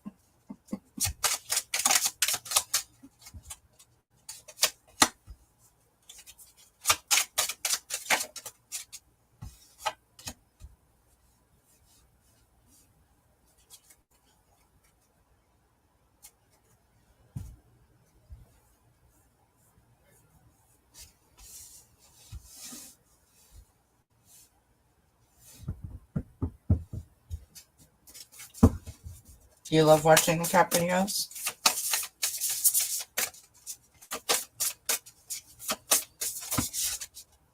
Do you guys ever, have you ever watched the short for Noodles the Pooch? Oh my God, so cute. Thanks, honey. Noodles the Pooch is a dog, same kind of dog as Rosie is, and she's just adorable. She's just adorable. Most of her stuff is done from the context of like she's a stay-at-home worker or like a work-from-home worker, and honestly, it's hilarious. It's hilarious. Her outfits are to die for.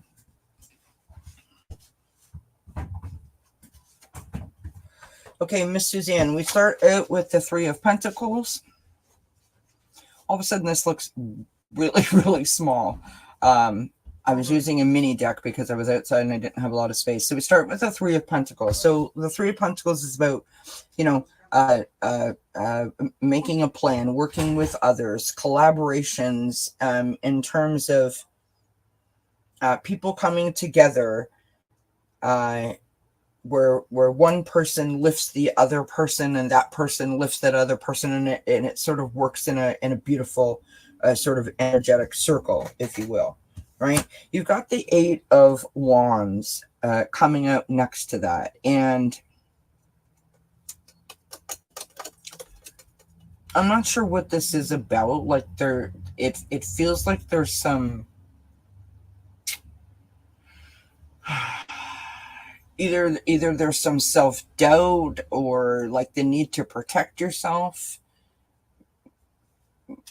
Maybe you want to or feel the need to put some boundaries around yourself. So perhaps there's someone in a group. So I'm thinking like work or family, right? So it's like there's someone around you that is making you feel less than, or not giving you the appreciation that you think that you should have. But I don't think that it's like in an outward way. It's kind of like, you know, a side eye or something like that. Like it doesn't feel like it's necessarily mean-spirited. It feels like it's more like I don't necessarily know that I like that person's vibe. Like if I was you, I feel like the group is great. We're, you know, but every once in a while that person gives me a reason to go, I don't know. Do you know what I mean? Like it's not a big thing, but it's like a thing, right? That doesn't seem to want to go away. We've got the Ace of Swords here, which is lovely, right? This is like ideas and opportunities, possibilities. It's communicating.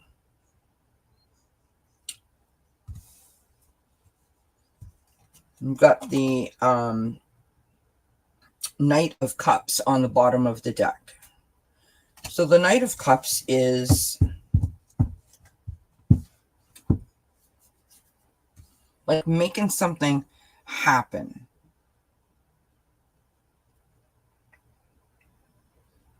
The Knight of Cups is about your emotions, right? It's about what am I trying to say? About igniting that passion, right? So in other words, instead of igniting your analytical side or your intellectual side, this would be more like a creative side or an emotional side, right?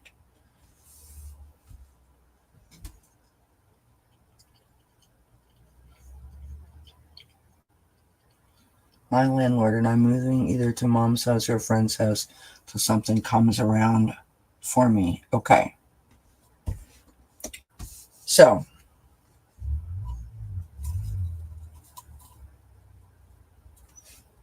that puts things in better context now that I know that. Okay.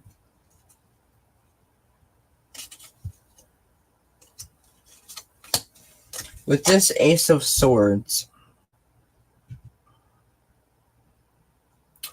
this is asking you to like not allow yourself not to see all of the opportunities or all of the possibilities, right? Don't limit yourself, right?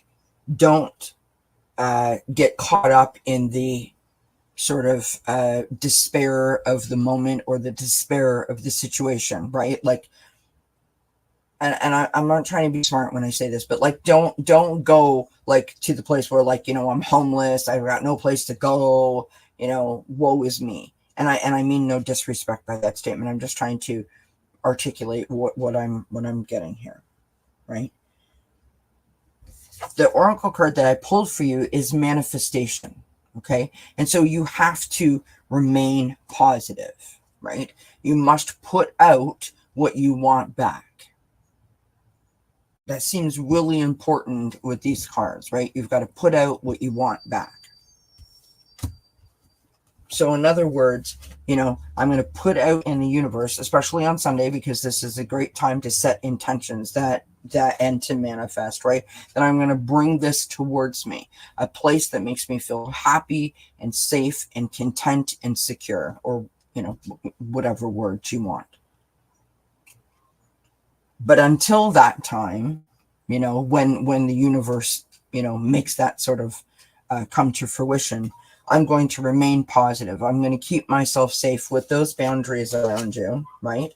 I'm going to work together with anyone and all parties that I can, like networking, rental agencies, different neighbors, friends, coworkers, that can sort of pass the word around. And I'm going to keep an open mind, right?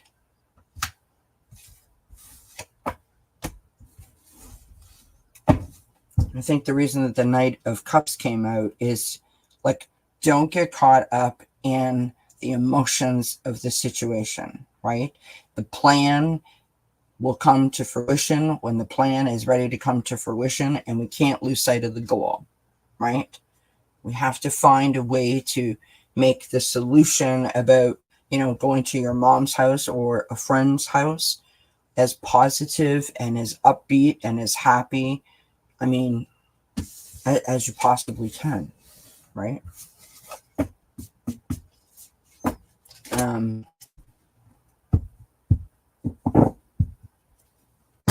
Give me 2 seconds, sir.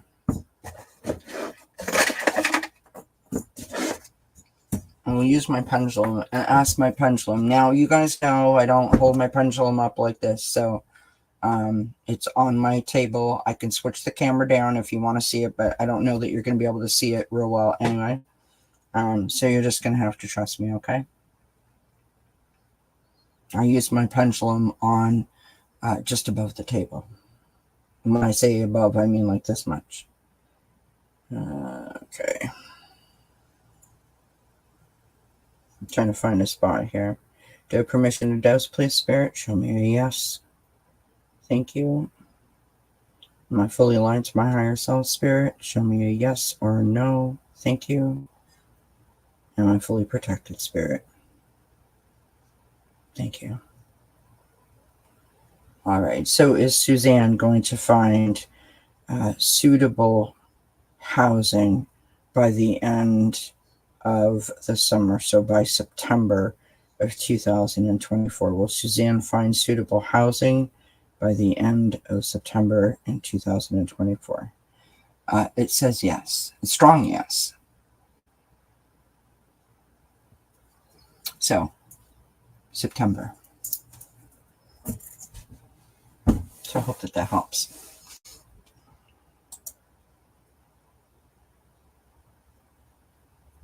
All right, so now we have whoops, wrong comment. Silent victory. I love cats. I find cats super intelligent. And I don't know, I sort of get their humor, get their quirkiness, you know what I mean? Like their attitude. I mean, I'm a Leo, so I feel like I'm like it's me. so I love it.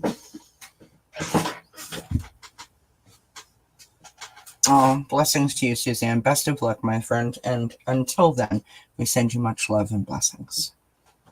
It's not an easy situation to navigate, for sure. All right, so Silent Victory wants just a general reading, right? All right, so we're going to pull some cards for Silent Victory.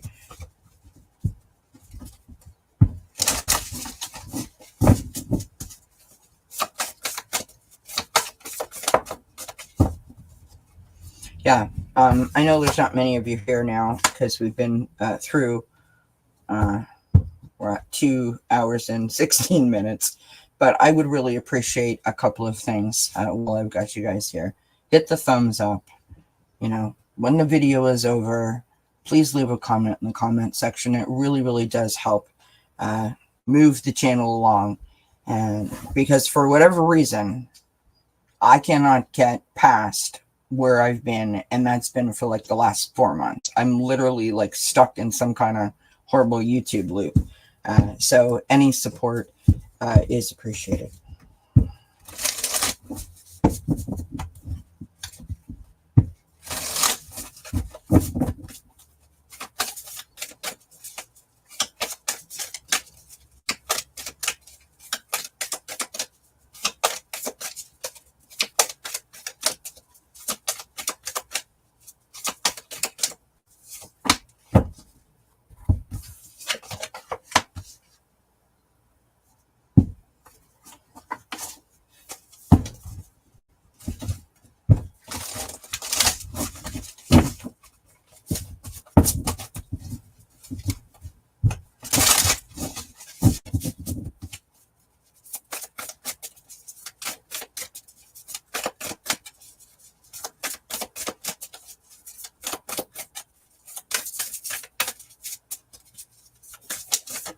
Whoop.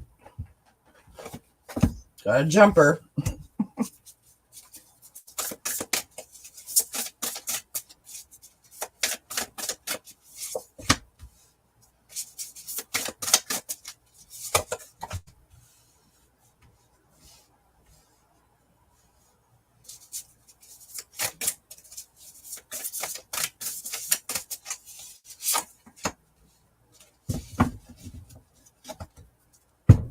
Beautiful cards for you. Silent Victory. I'm not sure if you are worried about money, if you've got been experiencing some financial issues, or I mean, like generally speaking, we're all worried about money, right? I don't know if you've been budgeting or trying to like save for like something.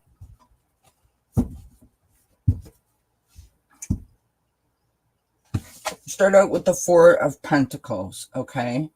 And so the Four of Pentacles is sort of, managing your resources. It sometimes it's about holding on to, a little too tight, almost putting yourself in a place or in an energy of that you're starting to feel bad about it, right? Like you're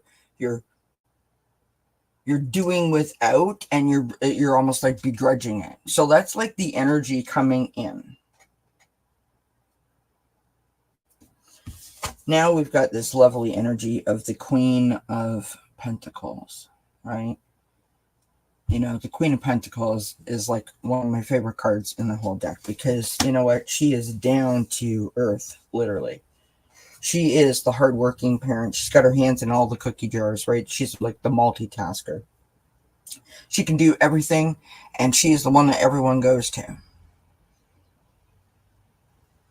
It's about being generous. It's about being practical. It's about being gracious.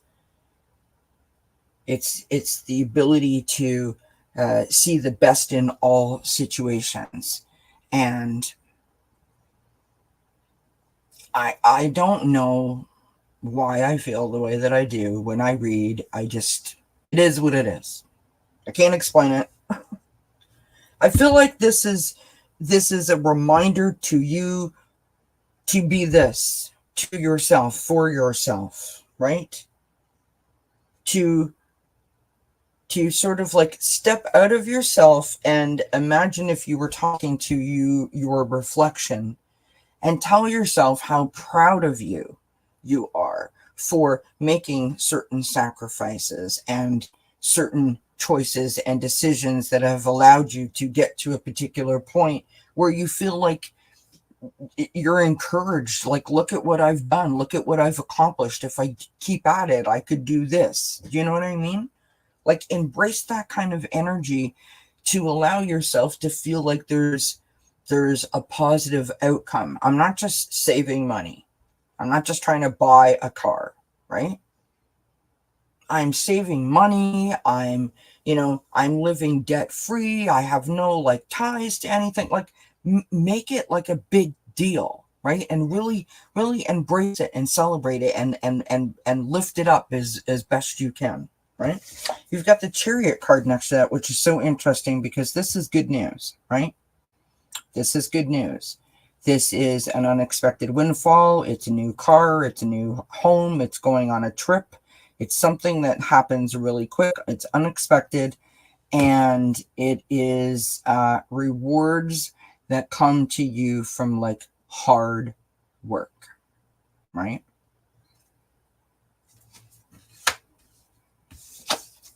We've got the Three of Pentacles as your outcome card.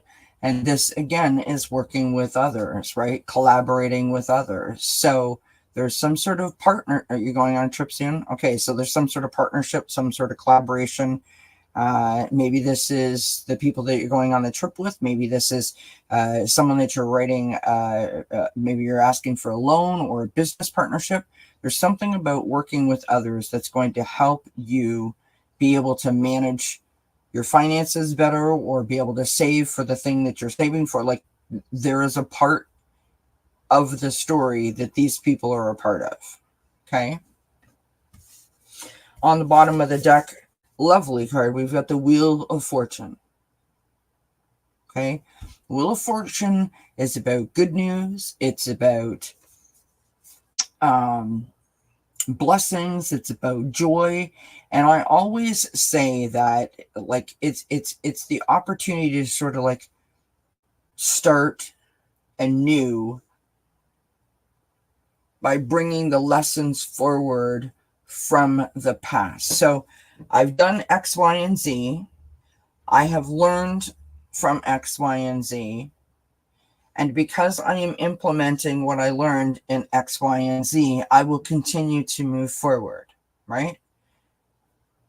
If you don't learn from X, Y, and Z, you don't bring X, Y, and Z forward, you just keep falling into the same pattern. You sort of spin around in a circle.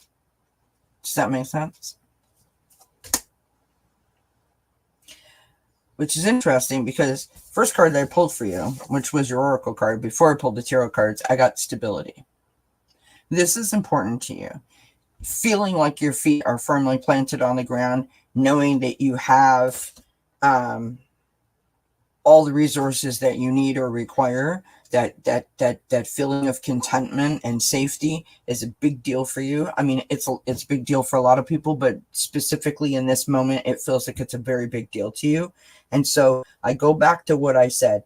All of the work that you have done to the point where you feel like something is going to happen because of all the hard work I did, right? Like, you can see the shift happening. Celebrate it. Encourage yourself. Be positive about it. Feel it. Like, literally allow yourself to feel it. Don't just say it. Feel it, right? And when you go on this trip with your family, I pulled this Oracle card as well, which is talk less and feel more. When you go on that family trip, talk less, feel more. And why did I point that out to you? Because underneath the Wheel of Fortune, so the card underneath, right? So here's the bottom of the deck, and the Wheel of Fortune is here. If I go one below, we've got the Page of Cups. Okay. This is about being sensitive. It's about being open-hearted. Sometimes it can feel like we're a bit moody, a bit sensitive, kind of like, what are you looking at? Why are you talking to me? You know what I mean? So we all know what families are like, right? When you go on this family trip, talk less, feel more.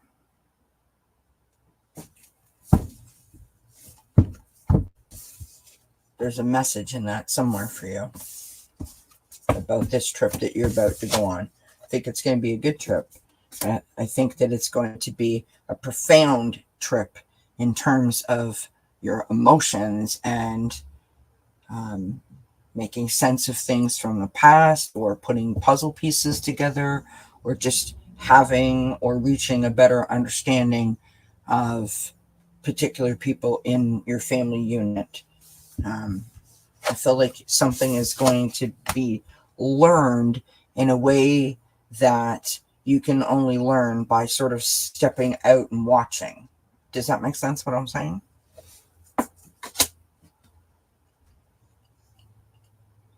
Hi, Anita.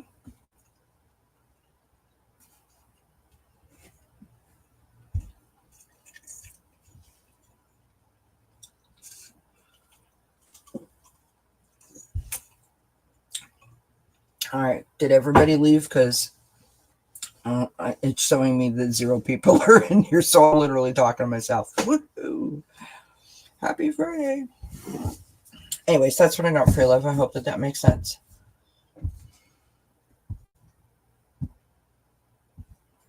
Oh well, I'm glad that it made sense. Yeah, be open to the experience, my love. Many blessings to you. All right, Anita, you want something? Yes, you said. What is upcoming future between DAZN and me? Linda Stereo. Okay, thanks. I don't know what's going on. So I heard through the grapevine that StreamYard, which is the platform that I'm using to stream to YouTube, has recently been sold to another company, and some YouTubers are saying that they've been having issues. I haven't gone live. I haven't even done like a pre-recorded, so I wasn't experiencing anything. But I just noticed like we were at like 8, and then like I dropped to 0. And I heard someone else that I was watching, I think like Thursday, Wednesday, said the same thing. Like all of a sudden their number just went to 0, and they were like, am I talking to myself? Like, where'd everybody go? So there's a little counter that I have on my side of the screen that shows me how long the live has been going for and how many people are watching. And sometimes when it goes from, like 20 to 4, you know something's not right, but it doesn't matter. It's all good. Okay. Miss Anita, what is coming up? What is coming up?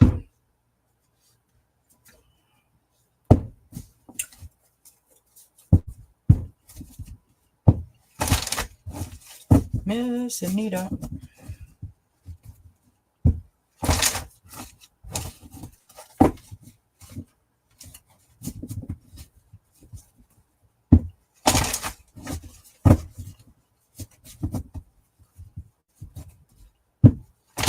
So,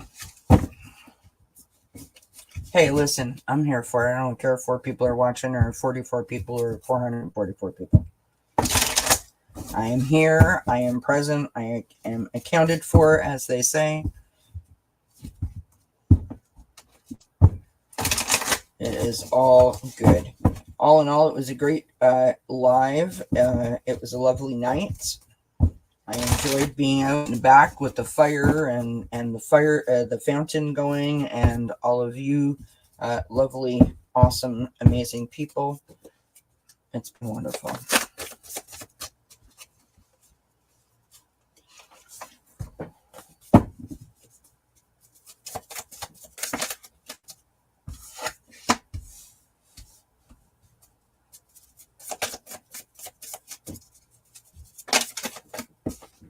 Hats off to the production team. You're funny.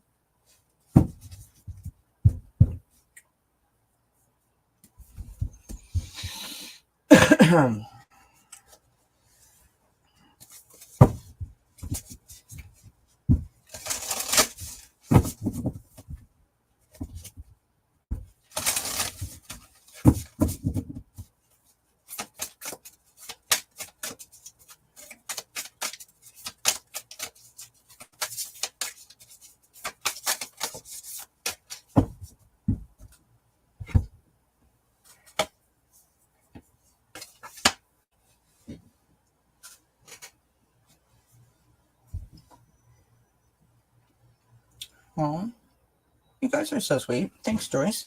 Okay, Anita, my darling, I'm not sure what's going on for you in your situation. I can't read on like you and another person because I don't know that person, but I can read on the energy around your like you and that person, if that makes sense. I just threw a few cards, as I'm doing for everybody, right?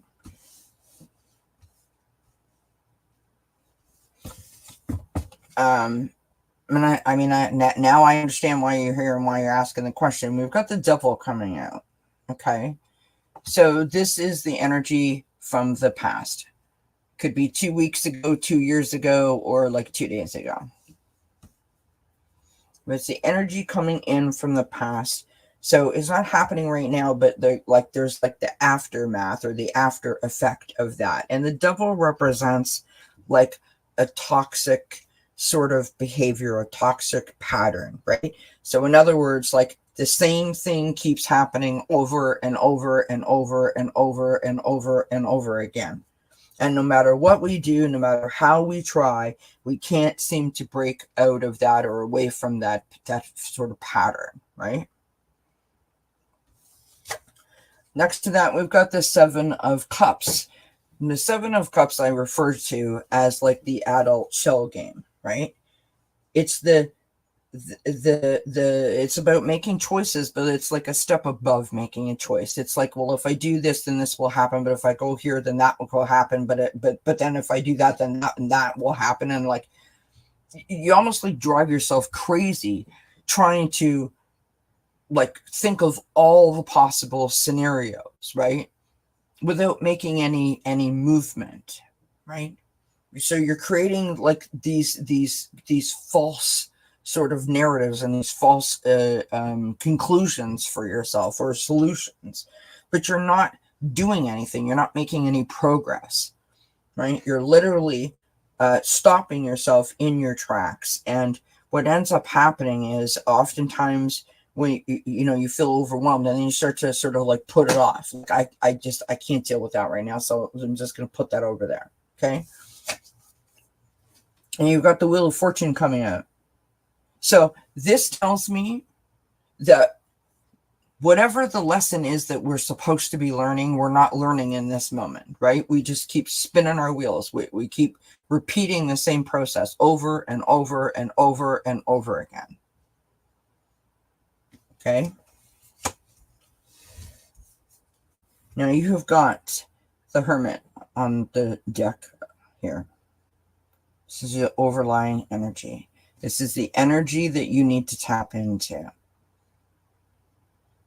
There's a full moon on Sunday. This is a great time. That's the theme of the night is the full moon, because I've literally said this probably to 10 out of the 12 people that were here tonight.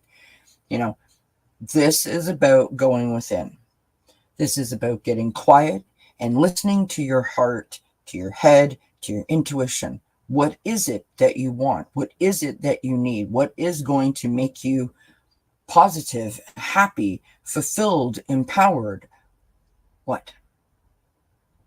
Do yourself a favor and allow yourself the time that you need and the space that you need to provide yourself with this opportunity, right? This quiet sort of space, right? I don't know if you journal, but journaling is a great way to get our feelings and our emotions out on paper so that we can like make sense of what it is that is going on up there, right? Get in touch with yourself. Go inside, find out what Anita wants, what Anita needs, what's going to make Anita be Anita's best self. And once you do that,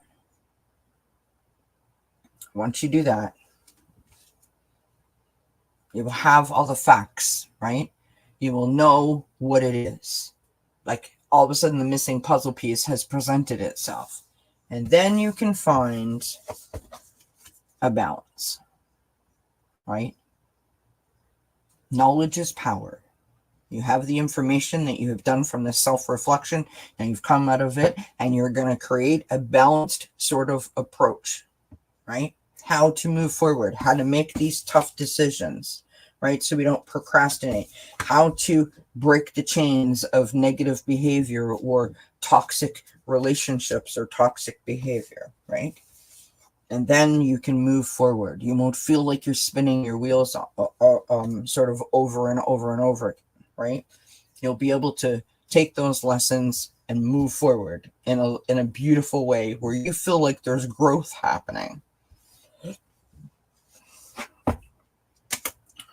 I don't know why I feel compelled to say this to you, but it's like this feeling that I have of like, but what if this, but what if this, but what if this, but what if this, but what if that? And if I'm so busy what ifing anything, I'm not actually paying attention to what I'm doing, right? Like we're all up here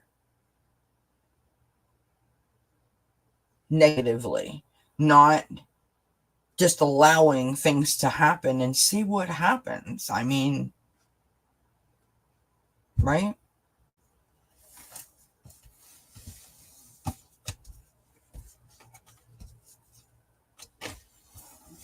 I don't know if that makes sense or not, Anita, but that's what I've got for you. Got to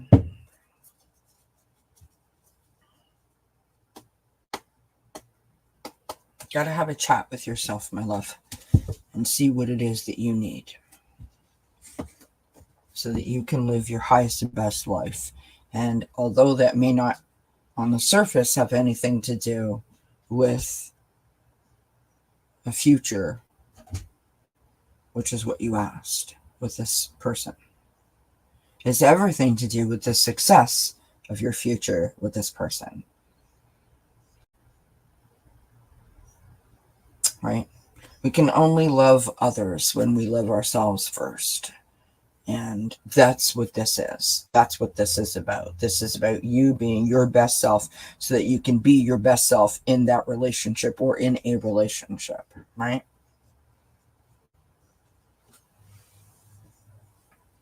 I don't know. It feels like there's, I don't know if it doesn't necessarily feel like pressure to me. Like I don't feel pressure. Like this has to work kind of pressure. But it feels like expectation pressure. Like this has to work because it has to work. No ifs, ands, buts about it. And, you know, that's why I'm all in my head and not listening to me. Like, well, how do I feel?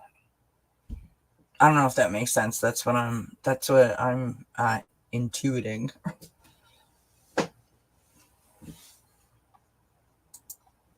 So that's it. Smoke time.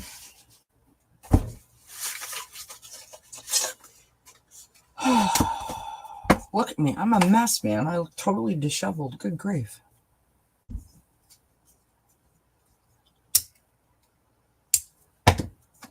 It's all right. Not bad for 59. Good Lord. Can you guys believe it? I mean, I say, can you guys believe it? I'm like, sorry. I've been on too long, but I can't believe it. In like a month, I'm going to be 59 years old. How did that happen? How in the heck did that happen? It's crazy. Crazy. I'm not going to sing the song, I promise. But, like, that's crazy. That is crazy. That's a solar light that you guys see in the background there. That's in the garden. That one little lonely solar light that's almost right in the middle of the screen.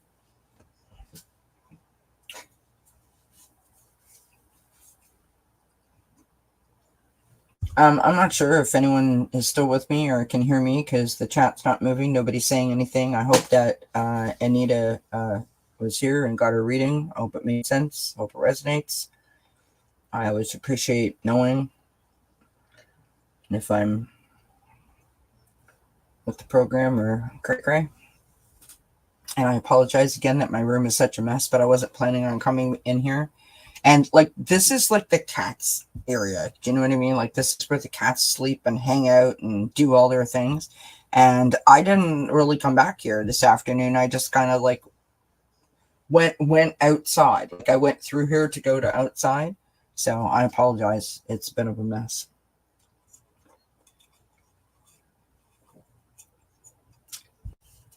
Joyce is here. Joyce is listening. Well, I appreciate you being here, Joyce. And Isadora is still here, and I appreciate Isadora listening, being here. Linda is off to nighty night. Thank you so much for being here, Linda. Have yourself a great weekend, my friend. Many blessings to you.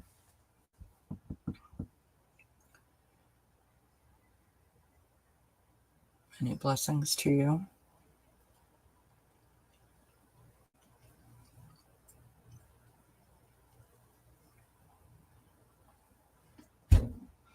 I tell you what, friends, I was so upset the other night when I was watching. I mean, I don't even know what I was watching, but I was watching something that, like, it didn't trigger me, but, like, I reacted to it. Like this, I mean, not to turn this into a political conversation, but I mean, can we just stop already? Can we just stop? With the whole, like, will Biden step down? Should he step down? He's so old. I mean, honestly, it's just,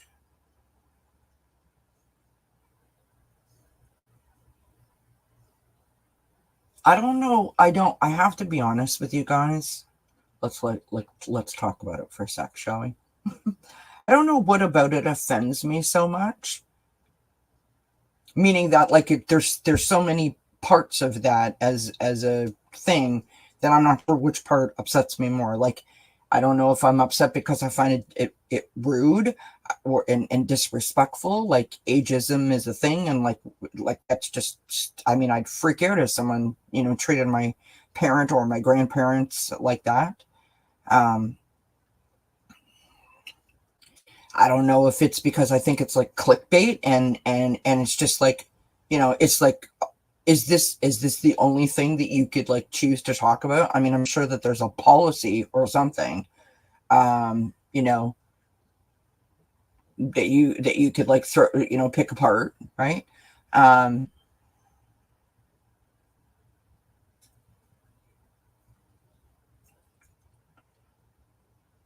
don't know if it's because I immediately go back to what happened with Hillary Clinton back in 2000, whatever the heck that was, when all those emails came out, and it was like, oh my God, really? And it sort of feels like here, okay.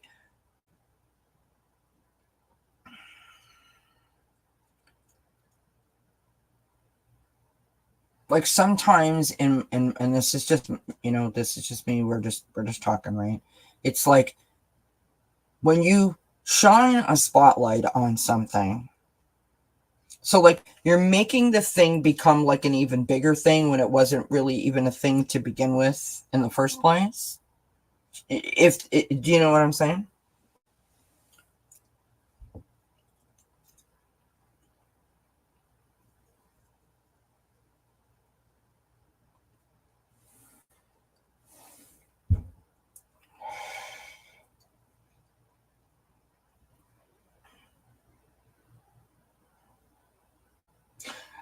I have to tell you, there's not a lot of things that I like react to in terms of like news that way, but that I'm like, oh my, like, shut up, like, just stop it, just stop it.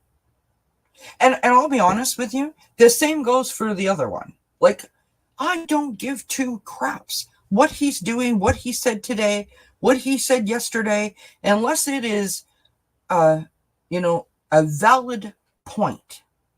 Right? I don't need to know every single time he posts something. I am not an idiot. I know why they're doing it. I get it. I get their rationale behind why they keep saying it. But it's like, just stop. But I have to tell you, the thing that aggravated me the most, specifically, and I did not listen to what Biden said, but Biden apparently said something about targeting Trump, and they went after him. And all of a sudden, both sides need to, I'm like, really? Really? Both sides need to tone down the rhetoric? Really? Is that what we need to do? Okay. So you are making fun of, you are shaming people, you are literally calling for people to be executed and jailed. You are calling people, you know, demon and Satan, but the other people need to tone down the rhetoric.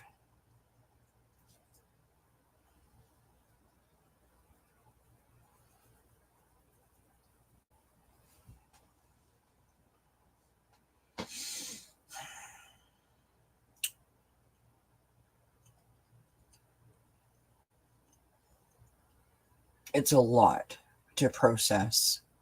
It truly, truly is a lot to process.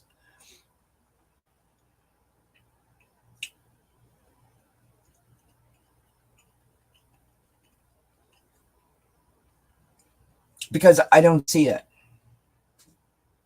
I don't see it.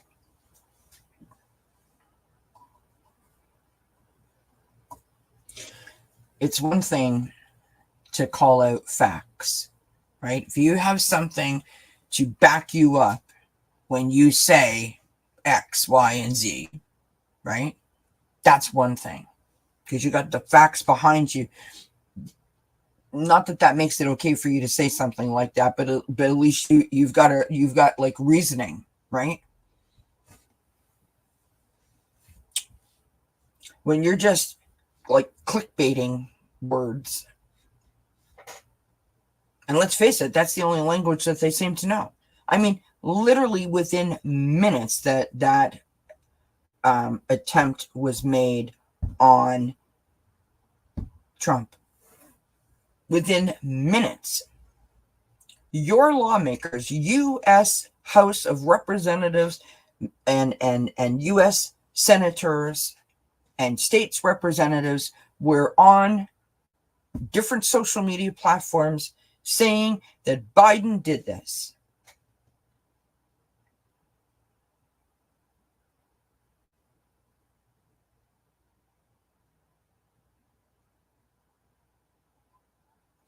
That should not be allowed anymore. Just my opinion.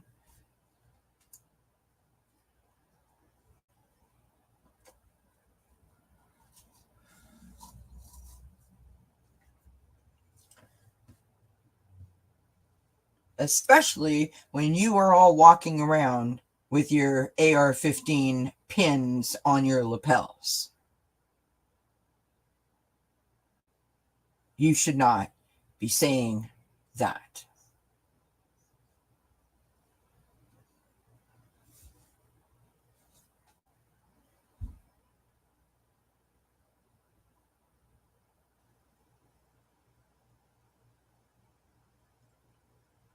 Yeah, I agree, Joyce. Sometimes you've got to do that, right? And I'm not trying to, like trigger anyone or upset anyone. I'm just saying, like, it just, oh, it's so much. It's so much. And I have to say that I sort of feel, and I don't think that I'm alone in this, but it's like, because they've been doing this since like 2016 and it's just increased. I mean, it's like normal for them. So we're not shocked by it anymore. But when someone on the left does it, we're like, oh, rewind that. Did you see that? Oh my God. Like, you know what I mean? It's like it stands out even more so because it's not the norm on that side. Marjorie Taylor Greene said it. Lauren Boebert said it. I mean, so many of them said it. But what I mean, forget even, and I don't mean to forget what happened. But I mean that aside, look at JD Vance, the VP pick. There he is up there standing next to him saying, yeah, thanks. I'm going to be your running mate. I'm all in. When like 3 or 4 years ago, the guy was like, he's America's Hitler. He's like, this, he's that, he's all of these things. And now it's like, yeah, I'm all in. Both hands, both feet. I'm jumping in the pool. Like, what? Now, here's the thing. You can do that. You can change your mind. You can have a difference of opinion and be swayed to be on the same page, but then own it. And that's my problem with them, is that they just make these blanket statements and we're supposed to follow it like a bouncing ball. I would have more respect for them if they would come out and say, you know what, that is what I said. That's what I said. Yep, that's right. And you know what? We had a talk and we had a meeting and like now, but they don't do that. They don't try to treat you as if you had a brain in your head where like you're thinking these things. They just tell you that, it's blue. And you're like, okay, it's blue, even though it's not. You know what I mean?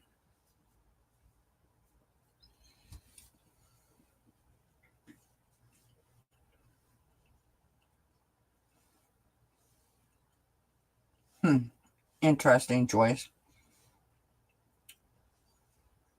Well, it's like, I mean, it just like the whole thing is such the opposite of what we expect, what we feel, what we think, what we're used to, all of those things, right? I mean, they're fighting with each other, nasty names and calling each other. It's so, I don't know, like, I don't even know what the word is. It's just gross. Like it just makes me feel gross. Like, I mean, how can you take anyone seriously when this is the nonsense that they do? Right? When they change their minds so quickly and then change them yet again, right? It's like they change their minds like people change their socks. You know what I mean? It's just a lot. I mean, we do have some Dems calling them out, rightfully so. But you can't, and this is the thing, like I agree with what you're saying, Joyce, on the merits and on the facts. But we also know, because we're adults, that it's not going to work. Them and the people that follow them are so far down that rabbit hole that they wouldn't know a fact if it walked up and greeted them. Do you know what I mean? The only way that you can fight that kind of stuff is the same, because that's the only language that they understand. And that's not us.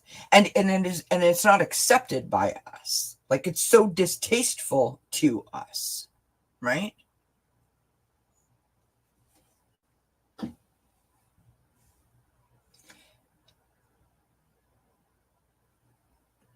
I mean, I can't believe we watched a debate and all we heard about was Biden had a cold, Biden sucked, Biden was horrible, Biden was awful, Biden. It's all we heard about. It's all we're still hearing about. Biden and the debate.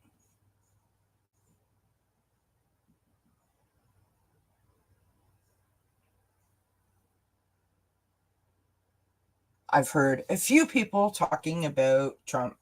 Not really. Like, how many times did he need to be fact-checked during that debate? How many lies did he tell? Every single time someone says that Biden said or did not say or stuttered or whatever, someone should say, and how many lies did Donald Trump say? Why is nobody saying that? I mean, I know we're all saying it, but why is no one saying that out loud when it matters? No, you have everyone on the phone going, he needs to step down. Like, what? Why?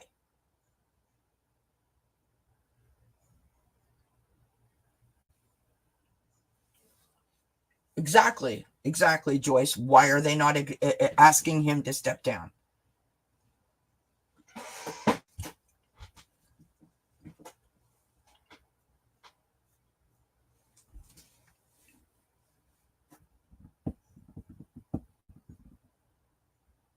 I mean, there's so much. Like, honestly, you could go on for weeks, months, and not have enough material. Do you know what I mean? It's just so much.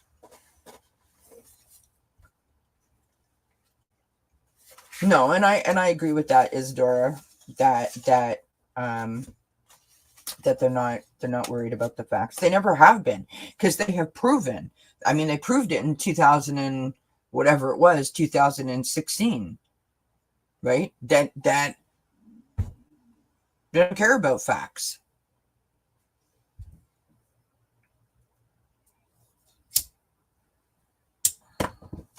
This is not going to sound very enlightened of me or very positive, and I apologize in advance. But like, real talk, in my opinion, we are at a moment now where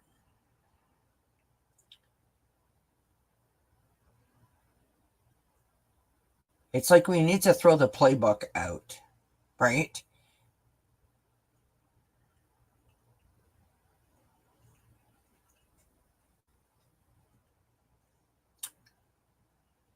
If you want to call this a problem, President Biden is too kind, too compassionate,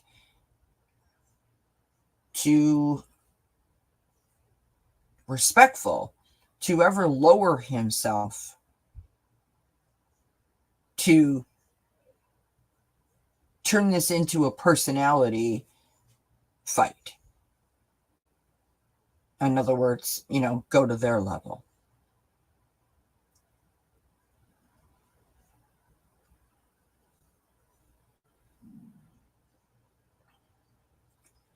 And that's what worries us. Because is that enough? I mean, his record should be enough. His record should stand on its own feet. In fact, he shouldn't even show up to any debates. He shouldn't have to debate. Did you get your student loan forgiven? Are you a diabetic that now, instead of paying $300 a month, only has to pay $35? Are you one of those people?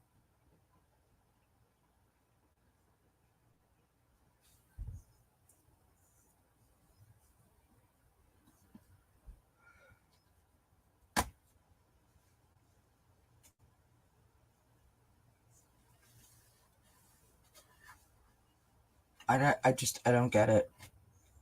Doesn't make any sense to me.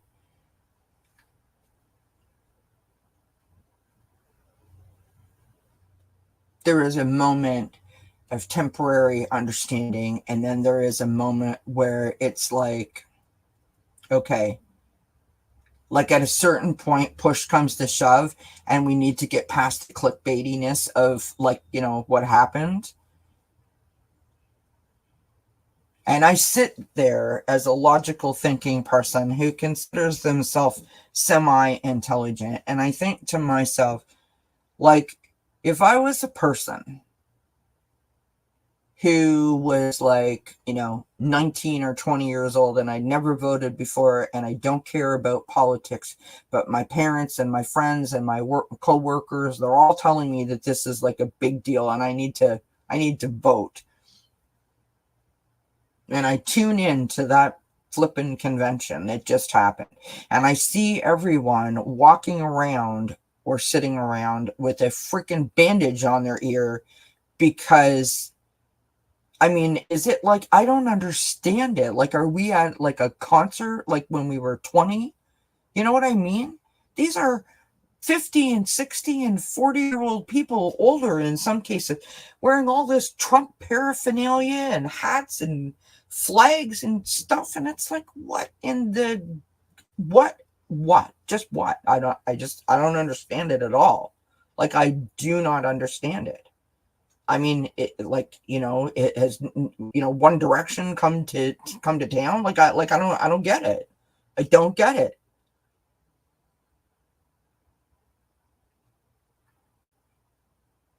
What does it say about a person?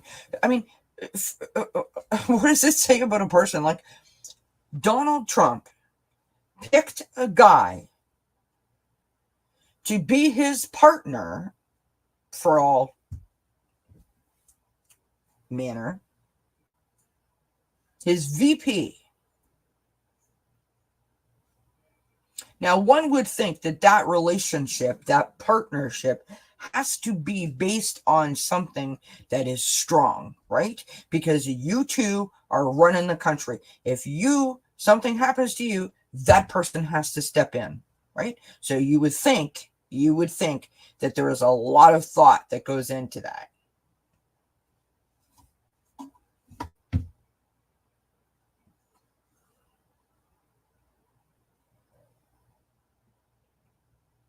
So who does he pick? He picks the guy who said 3 years ago that he was America's Hitler.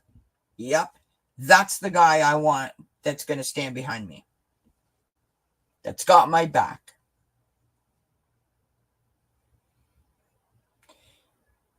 Does that make you feel like you're in good hands? That like, ooh, look at those, the two of them together are going to lift it? Yeah, no, that's not what that is. There is a reason why that guy was chosen, and it's not because of his qualifications.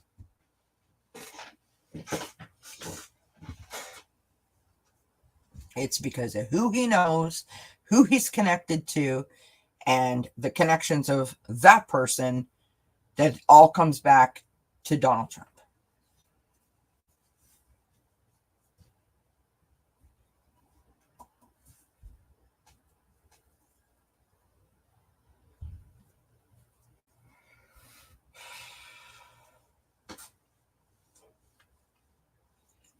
Oh my God, honestly, it makes me crazy.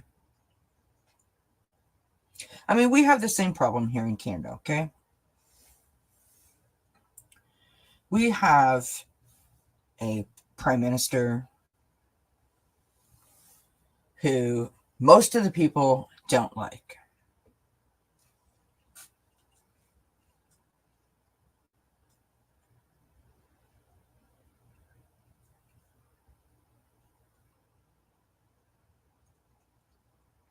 He is a lot like Biden in a lot of ways because he cares about people. Now, the general population of Canada would tell you that he doesn't care about people. I think that he does care about people. It doesn't matter if this guy looks sideways, if he doesn't, if he looks up, if he doesn't. Like, it doesn't matter what he does. He's in a no-win situation. And, Biden is in the same boat. It doesn't matter what Biden does. But here's the thing that doesn't make sense to me when it comes to Biden. Biden is the same age as he was 2 weeks ago, as he was 2 months ago. Do you know what I mean? Like, nothing's changed, and they're acting as if all of a sudden, oh, you're 81 and you didn't. It's like he lied. Like, and he said he was 61 and like nobody knew. Like, really?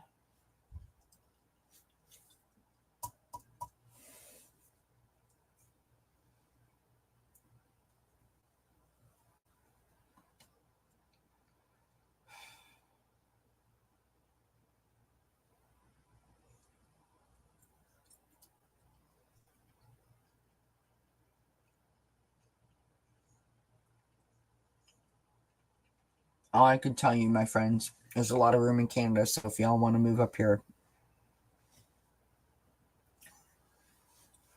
there's lots of land.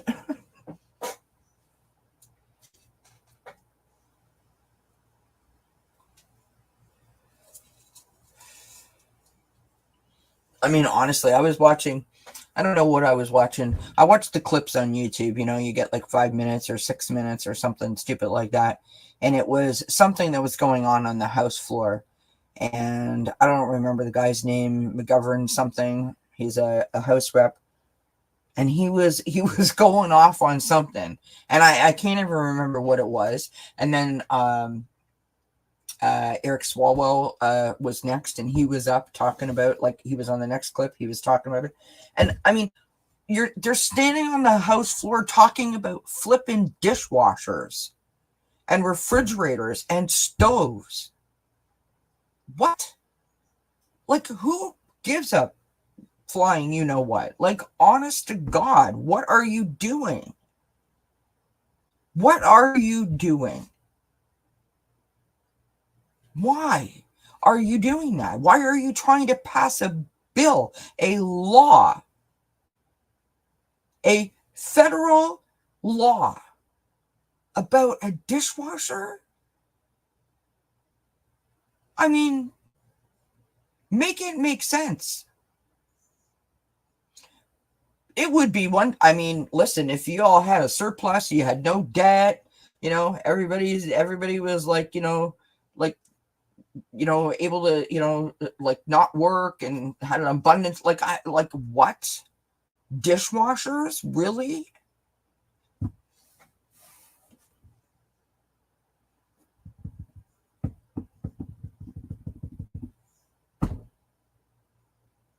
Yes, Joyce, we did. We knew Biden's age, right?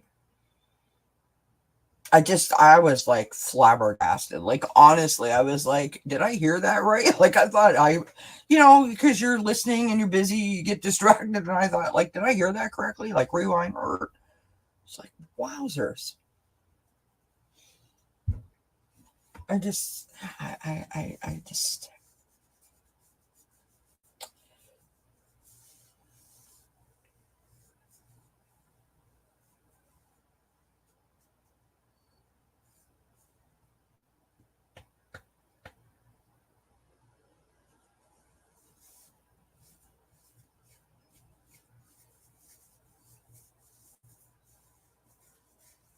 It's so messy, it's just so messy. On a positive note, Bernie Sanders was on Stephen Colbert a couple of nights ago, and I think there was like 3 segments in total, and his last segment just before he left was really, really good. Encourage everyone to listen to it because I loved what he said. Don't ask me to summarize at this moment, but it was well put together, well said in the way that only Bernie Sanders can say it, because he's no nonsense, and it was great. It was great.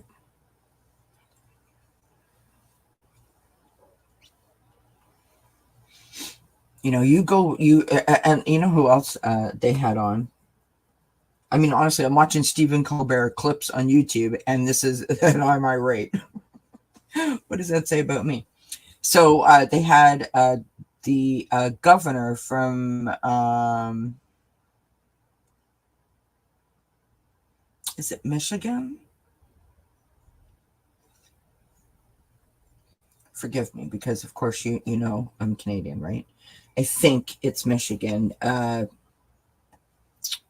The governor that had kidnapping plot against her, Gretchen something, and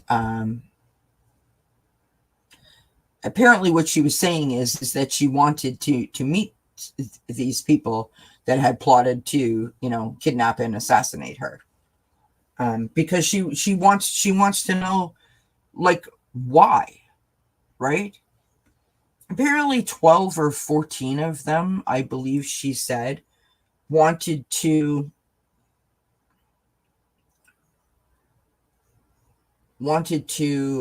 kidnap and assassinate her because of the COVID restrictions. And I in that moment I was like, what? Like, I'm sure I knew that. I'm positive I knew that. But now that we're like out of that moment and I heard it again, I was like, I don't know, it was somehow seemed louder, I guess. And I was like, like a proverbial record scratch, right? And I was like, I'm sorry, what?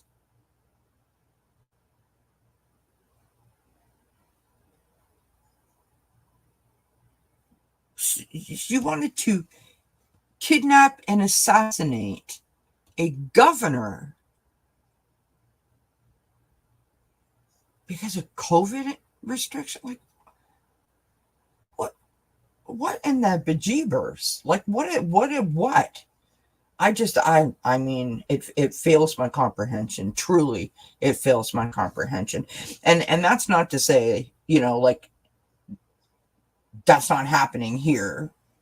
We have lots of people that are angry here and, trying to take our freedoms away and all this kind of nonsense, like, whatever. I mean, here's the thing about that, right? Because I'm on a tangent now on my soapbox.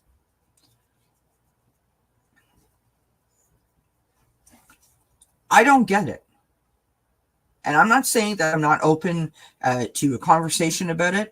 I'm just stating how I feel. I don't get the whole thing of you're trying to take away my freedom. I don't get it. I have never felt that way. I don't understand why that is even a thing.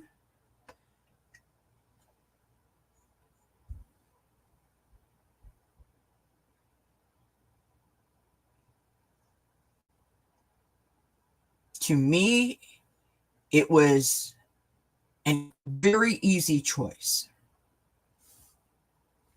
I love myself. I love my family. I would rather run out in front of traffic than do anything to bring harm towards them. And so, obviously, if there was something I could do to help protect them, I would gladly do it. End of story. Like, that was the end of my thought process. Never once did I feel like my freedoms were being taken away from me. I mean,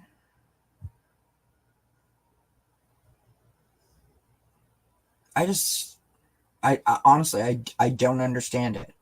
Like, it seems such a stretch. Do you know what I mean? It's an inconvenience, 100%. It's a pain in the bum, 100%. It's uncomfortable. It might have seemed unnecessary, but like your freedom is being taken away. I mean, come on now, really?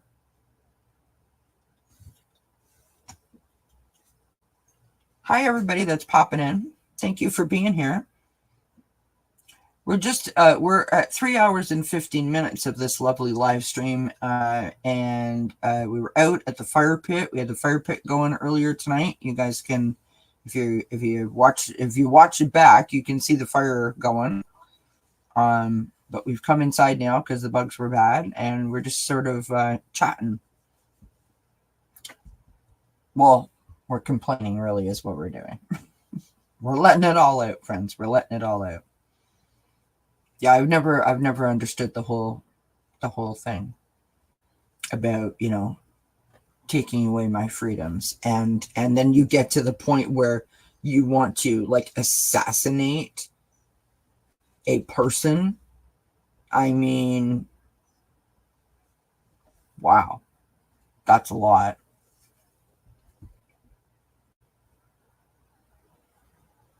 Yeah, exactly, Isadora. I mean, there are so many people that I knew that felt that same way.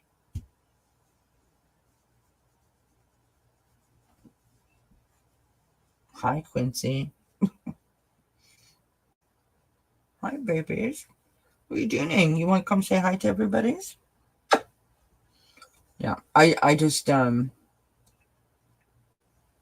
don't get it.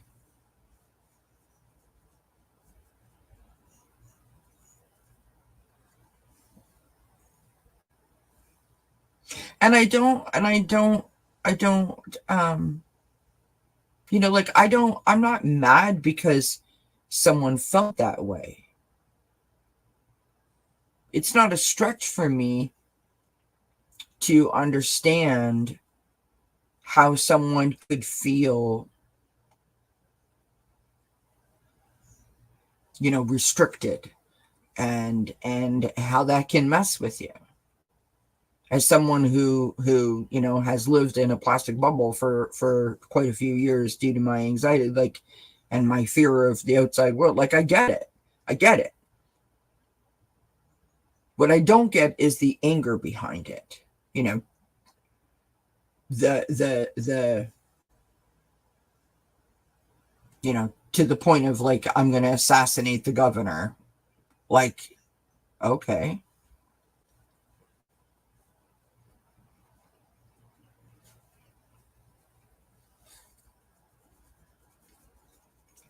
But equally, I don't understand, like we talked about earlier, at the convention, because somebody's got a bandage on their ear. All of a sudden now we've all got, bandages on our ear. I mean, okay.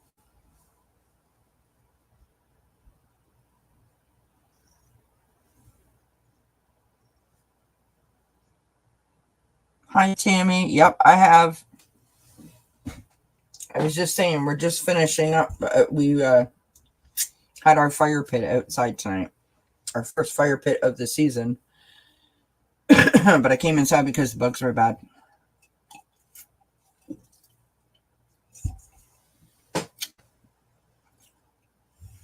I don't know. I think it's even more than that, Shelby Lisa. I think it's even more than that. I don't know what it is, but it's more. I feel like there's more than that. But I don't honestly know. Do you know what I mean? Yes, absolutely, Shelby. True that. I heard a news report, and I'm trying to remember where I heard it from. I think it was Midas Touch. Don't know for certain.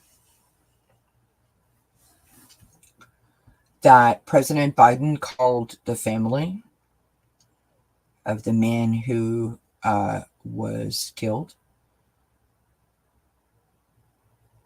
And because that man was a Trump supporter, he was a firefighter, but he was a Trump supporter, the wife wouldn't answer the call and said that she thought that her husband wouldn't want him to talk to President Biden.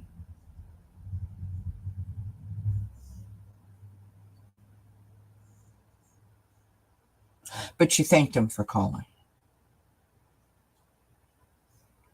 And at that time, President Biden, I think that was I want to say Tuesday. So President Biden had addressed, come out and made an address I think 3 times at that point. And the other one, didn't say a word. I guess they were too busy, coordinating the bandage over the ear a bit. Oh, and getting the new sneakers ready.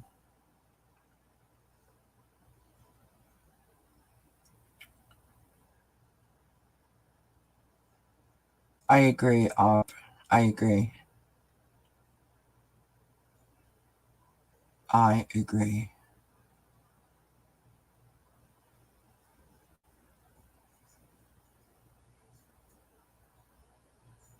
That's why, and I mean, I'm not trying to, bring this full circle or anything. I'm being totally honest. That's why we have to be careful about our boundaries, listen to what you need to listen to, be selective of what you listen to. And I don't mean, you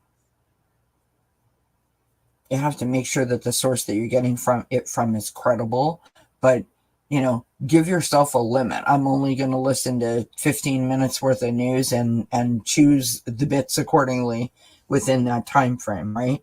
You have to set some clear boundaries for yourself, and you got to do a lot of work on your self-care, right? Things to boost yourself up and keep yourself positive, because it doesn't matter whether, I've got some connection to spirit or I don't. It doesn't take a Philadelphia lawyer, as my mother used to say, to, read the fine line here and recognize that, like, November is still a few months away and it's only going to get amped up even more, right? The nonsense, the clickbaity titles, all of that kind of stuff. And so, we've got to do the best that we can for ourselves as we navigate this time in this space, so that we feel like we have the facts, and also not get caught up in the hamster wheel of all of the crap that's being, delivered to our doorsteps on a daily basis.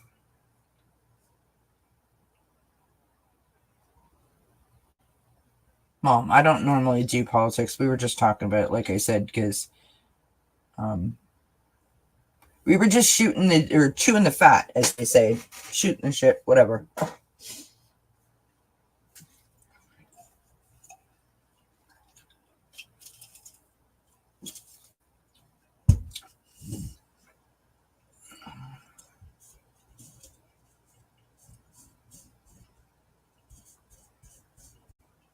Some do, for sure. Some do, for sure.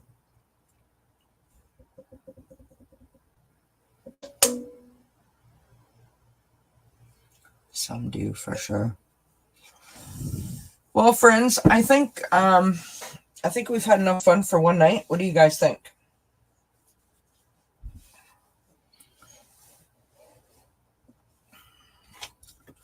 I'm sorry it wasn't more entertaining.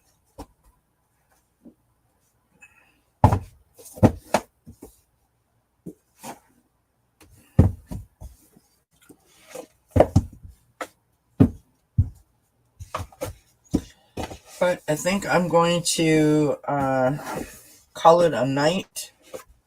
I'm tired. It's been a long day. And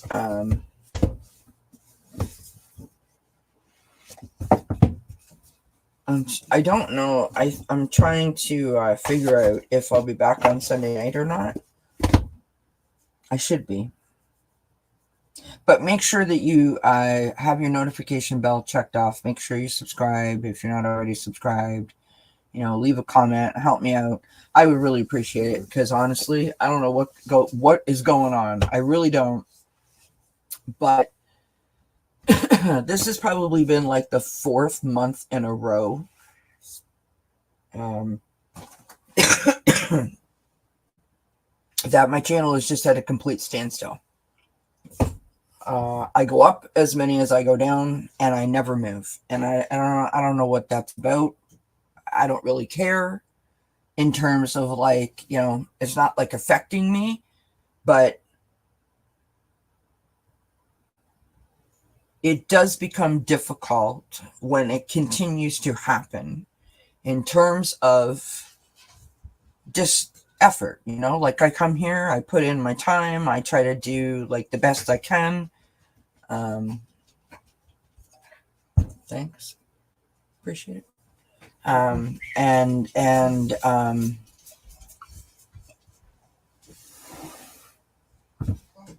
Like, if the channel is just gonna, like, I guess what I'm trying to say is this,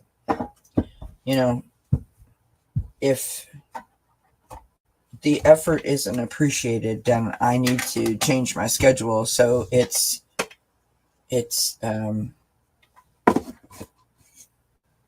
a little less. Do you know what I mean? I won't give it as much time or effort.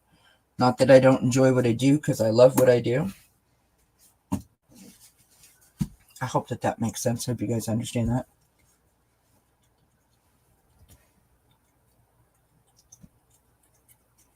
I love that, Shelby.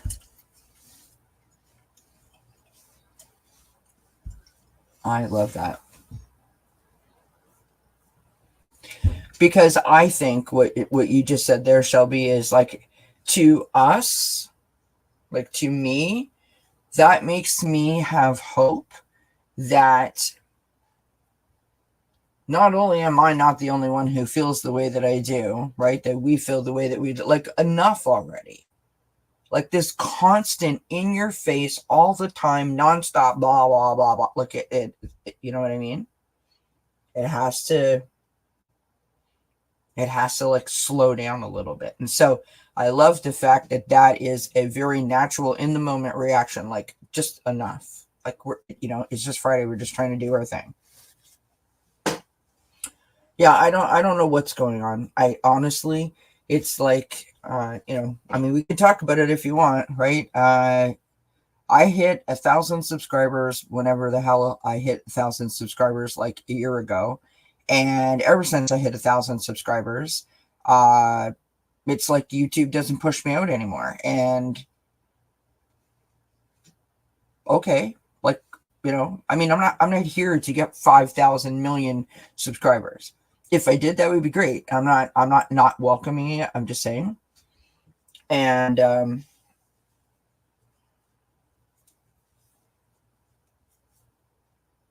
I know that I had a part to play in that, because I was being a little inconsistent when my anxiety was high and some things were going on that I was trying to navigate through. I articulated that and talked about it many times here on the channel, but at the same time, just saying, it does. I'm just being honest. It messes with me, right? I mean, you come here and you give readings and people say, yep, and that's great. And thank you very much. And that really resonates. And I really appreciate that. And so according to the feedback that I'm getting in the moment, people are saying that it's working and that they get it and it makes sense. But yeah, my channel's not moving. So see, that something there doesn't make sense to me. Right. And so I'm not going to come here like I used to. I mean, you all know, the people that have followed me for a long time, like Tammy and Linda and stuff. Like, I used to be live like 4 times a week. I'd sit here for hours and hours and hours, like every night of the week. I'm not doing that anymore. I'd sit here, I'd put all the videos, and so I'm saying, like, I know I have a part to play in it at this point because I'm not putting out the content that I used to put out. But there's other channels that I watch that literally put out a video once every 2 weeks that is like a half an hour long, and they have like 300,000 subscribers. So, I'm just saying. So now I put out what I can when I feel inspired to do something, or when I say that I'm going to do something.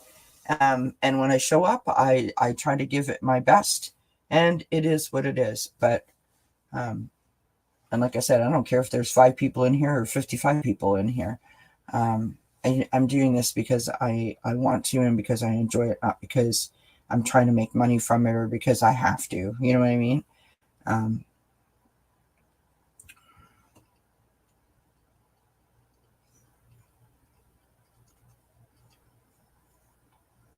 Oh, you do too? Yeah.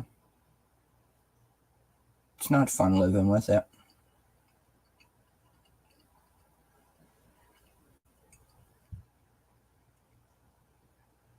Well, thank you, Isadora. I appreciate you, my friend. I am a work in progress, as I think, most of us are. And, I've said to you guys many times that, like this, right? Tossing these cards, doing a channel. This was never part of the vision, never part of the program. I am still as much surprised as you all might be when you hear the story is what I'm talking about as to, you know, how I came to be here. I'm just as surprised. This was not part of the program, was not part of the plan, was not even an inclination that I once had. Um, and sometimes I have to sit here and shake my head in sort of wonderment as to what, you know what I mean? Um, I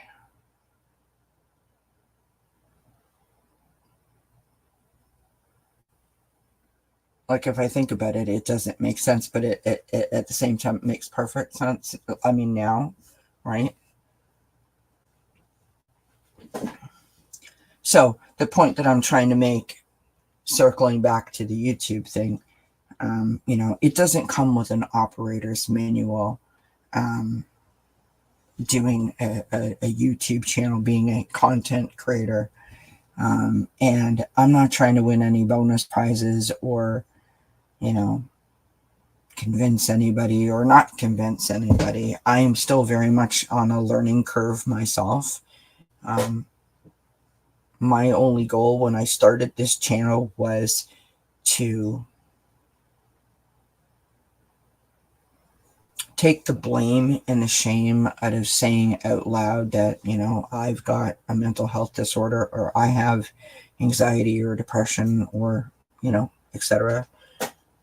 Um, because for the people that have those, that deal with that on a daily basis, judge themselves as well as feel like they're being judged by everyone else. And if there's hope for you to be positive, if there's hope for you to uh, function better or to get better or those kinds of things, to just be overall more positive, how do you do that when you feel like everybody is against you?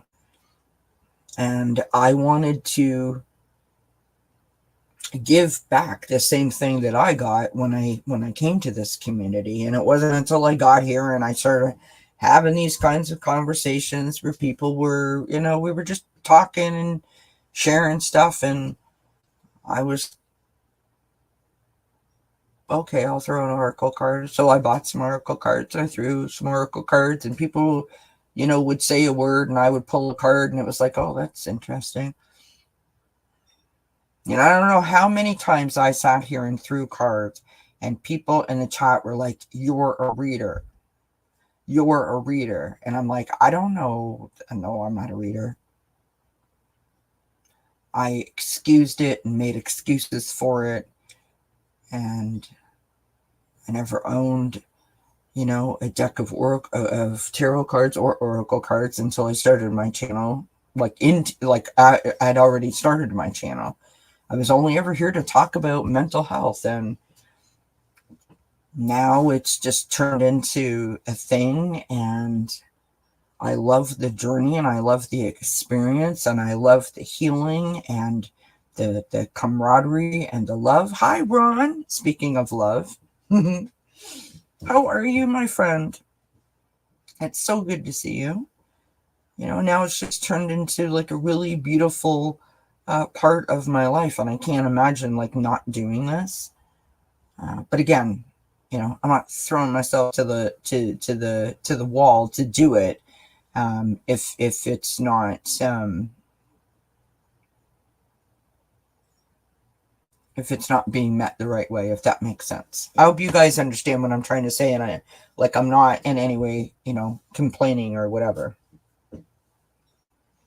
I hope you don't take it that way. We had a fire pit tonight, Ron, first one of the season. And so I'm still sitting here. I had to come inside because the bugs were bad.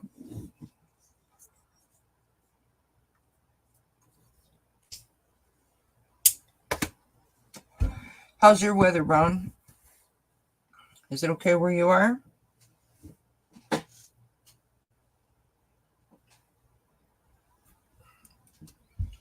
It was a beautiful, like, nice like what I would call normal summer day, 22, 23 degrees. So for you guys, that's like what, like 40, like 73, 5, 6, somewhere in that range.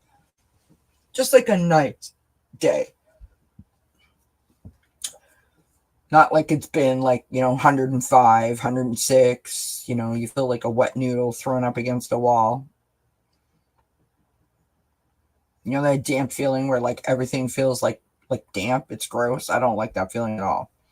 Right? My allergies have been crazy because of all the pollen because it's been so humid. But like yesterday and today were beautiful days. But honestly, I'm over it. I can't wait. Like September can't get here fast enough. I'm all about the fall. I love the fall. Put my cozy sweatshirt on or my cozy blanket, and I am a happy camper. Yeah. Yeah, we had flooding here in Toronto too.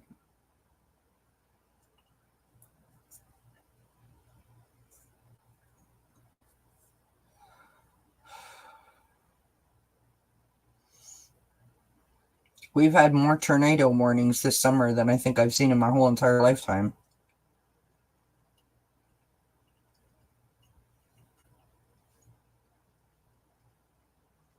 Yeah, Toronto had the same flooding happen. Brutal.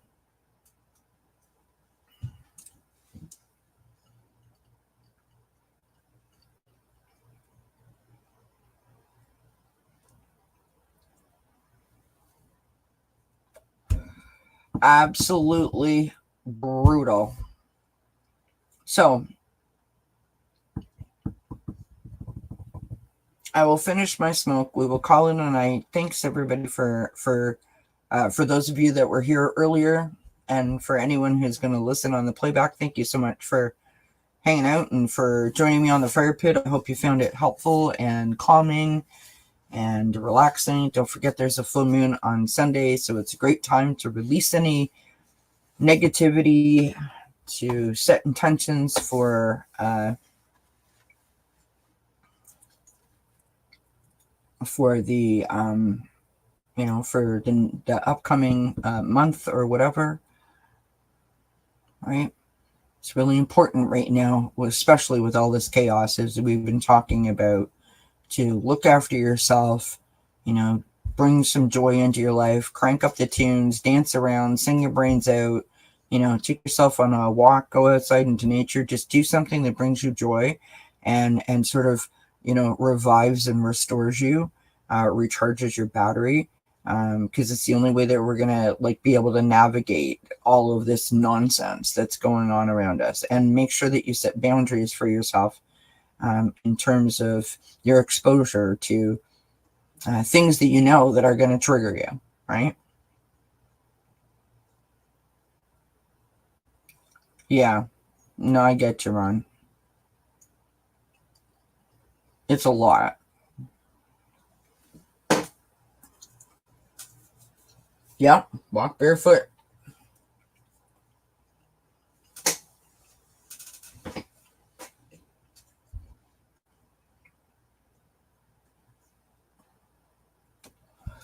Oh, it's 11:11. Look at that. Hi, mommy. Love you. Miss you.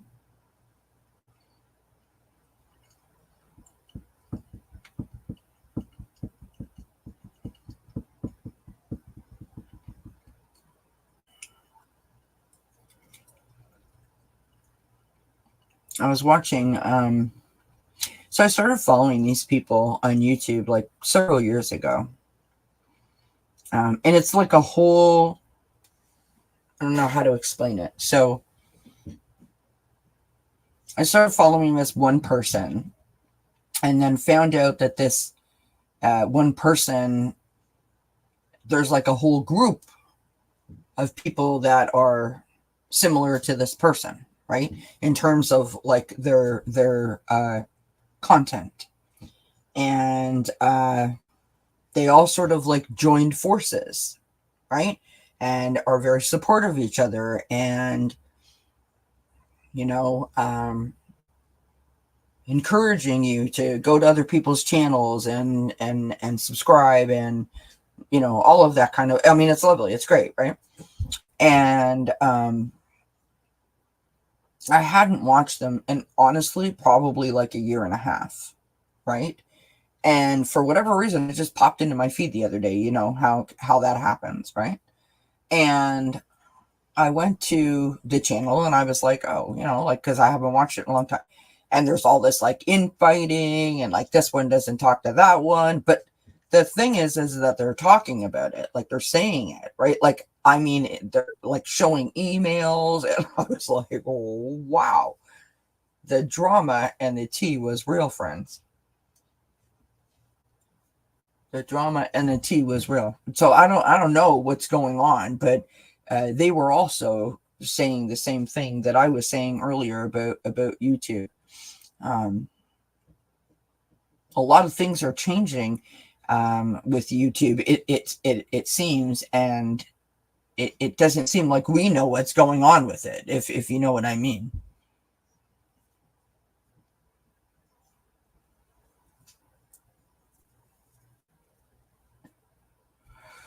Yeah.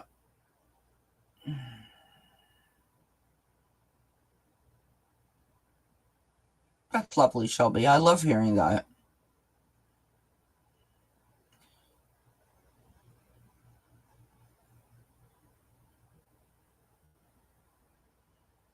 I love hearing that people feel that they've been helped in some way or assisted or connected with a friend or formed a friendship or bond with someone. So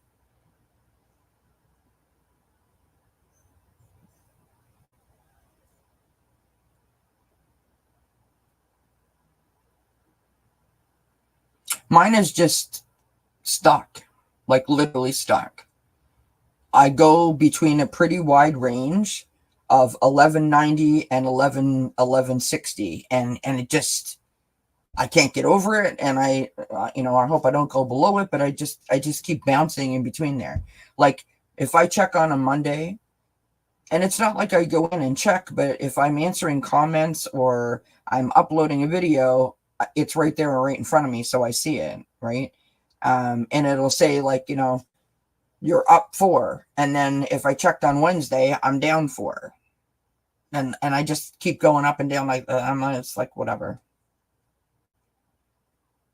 Honestly, I don't even care about it anymore. I'm over caring about it because it messes with me because I'm a human being and I have feelings. And so now what I've done is I just I have taken, sort of reclaimed myself back and decided that like I will put out what I want to put out, when I want to put it out, how I want to put it out, as opposed to trying to put out what other people want, if that makes sense, right? I do what resonates with me and what speaks to me, and I hope that speaks to other people, as opposed to, well, I better go live tonight, because it's Wednesday or because it's Friday or whatever. I've just tried to change the way that I look at it so that I don't feel bad about it. I'm sorry that that's happening to you, by the way, Ron. It's unfortunate. You're one of the kindest people that I know in terms of readers. Like, you give so much of yourself when you're reading.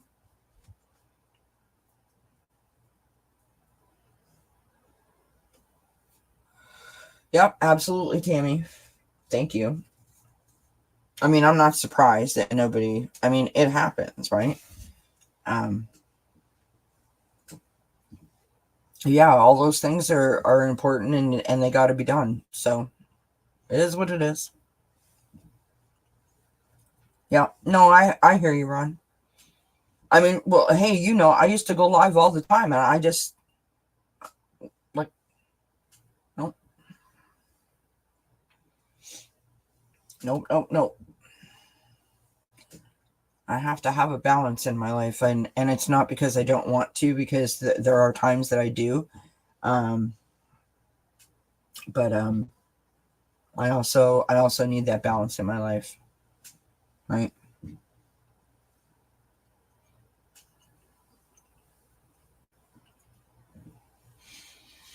All right, friends, I'm going to call it a night. I've said that like 4 times now. So, thank you so much for hanging out with me, and I hope that you guys enjoyed it. And thanks for the chat. YouTube, this is for you. This is for entertainment purposes only, so don't come at me. Please don't take my channel down like you're doing to other people.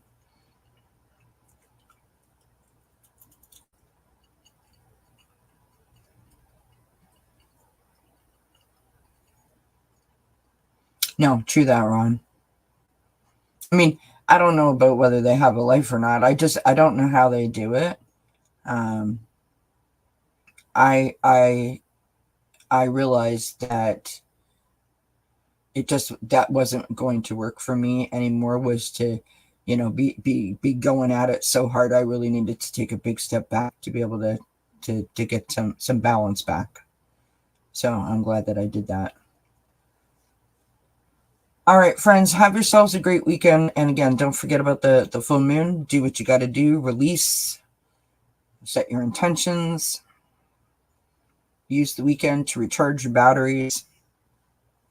Bring some positivity towards yourself to help you navigate all of the chaos. Stay safe. Thank you for hanging out with me.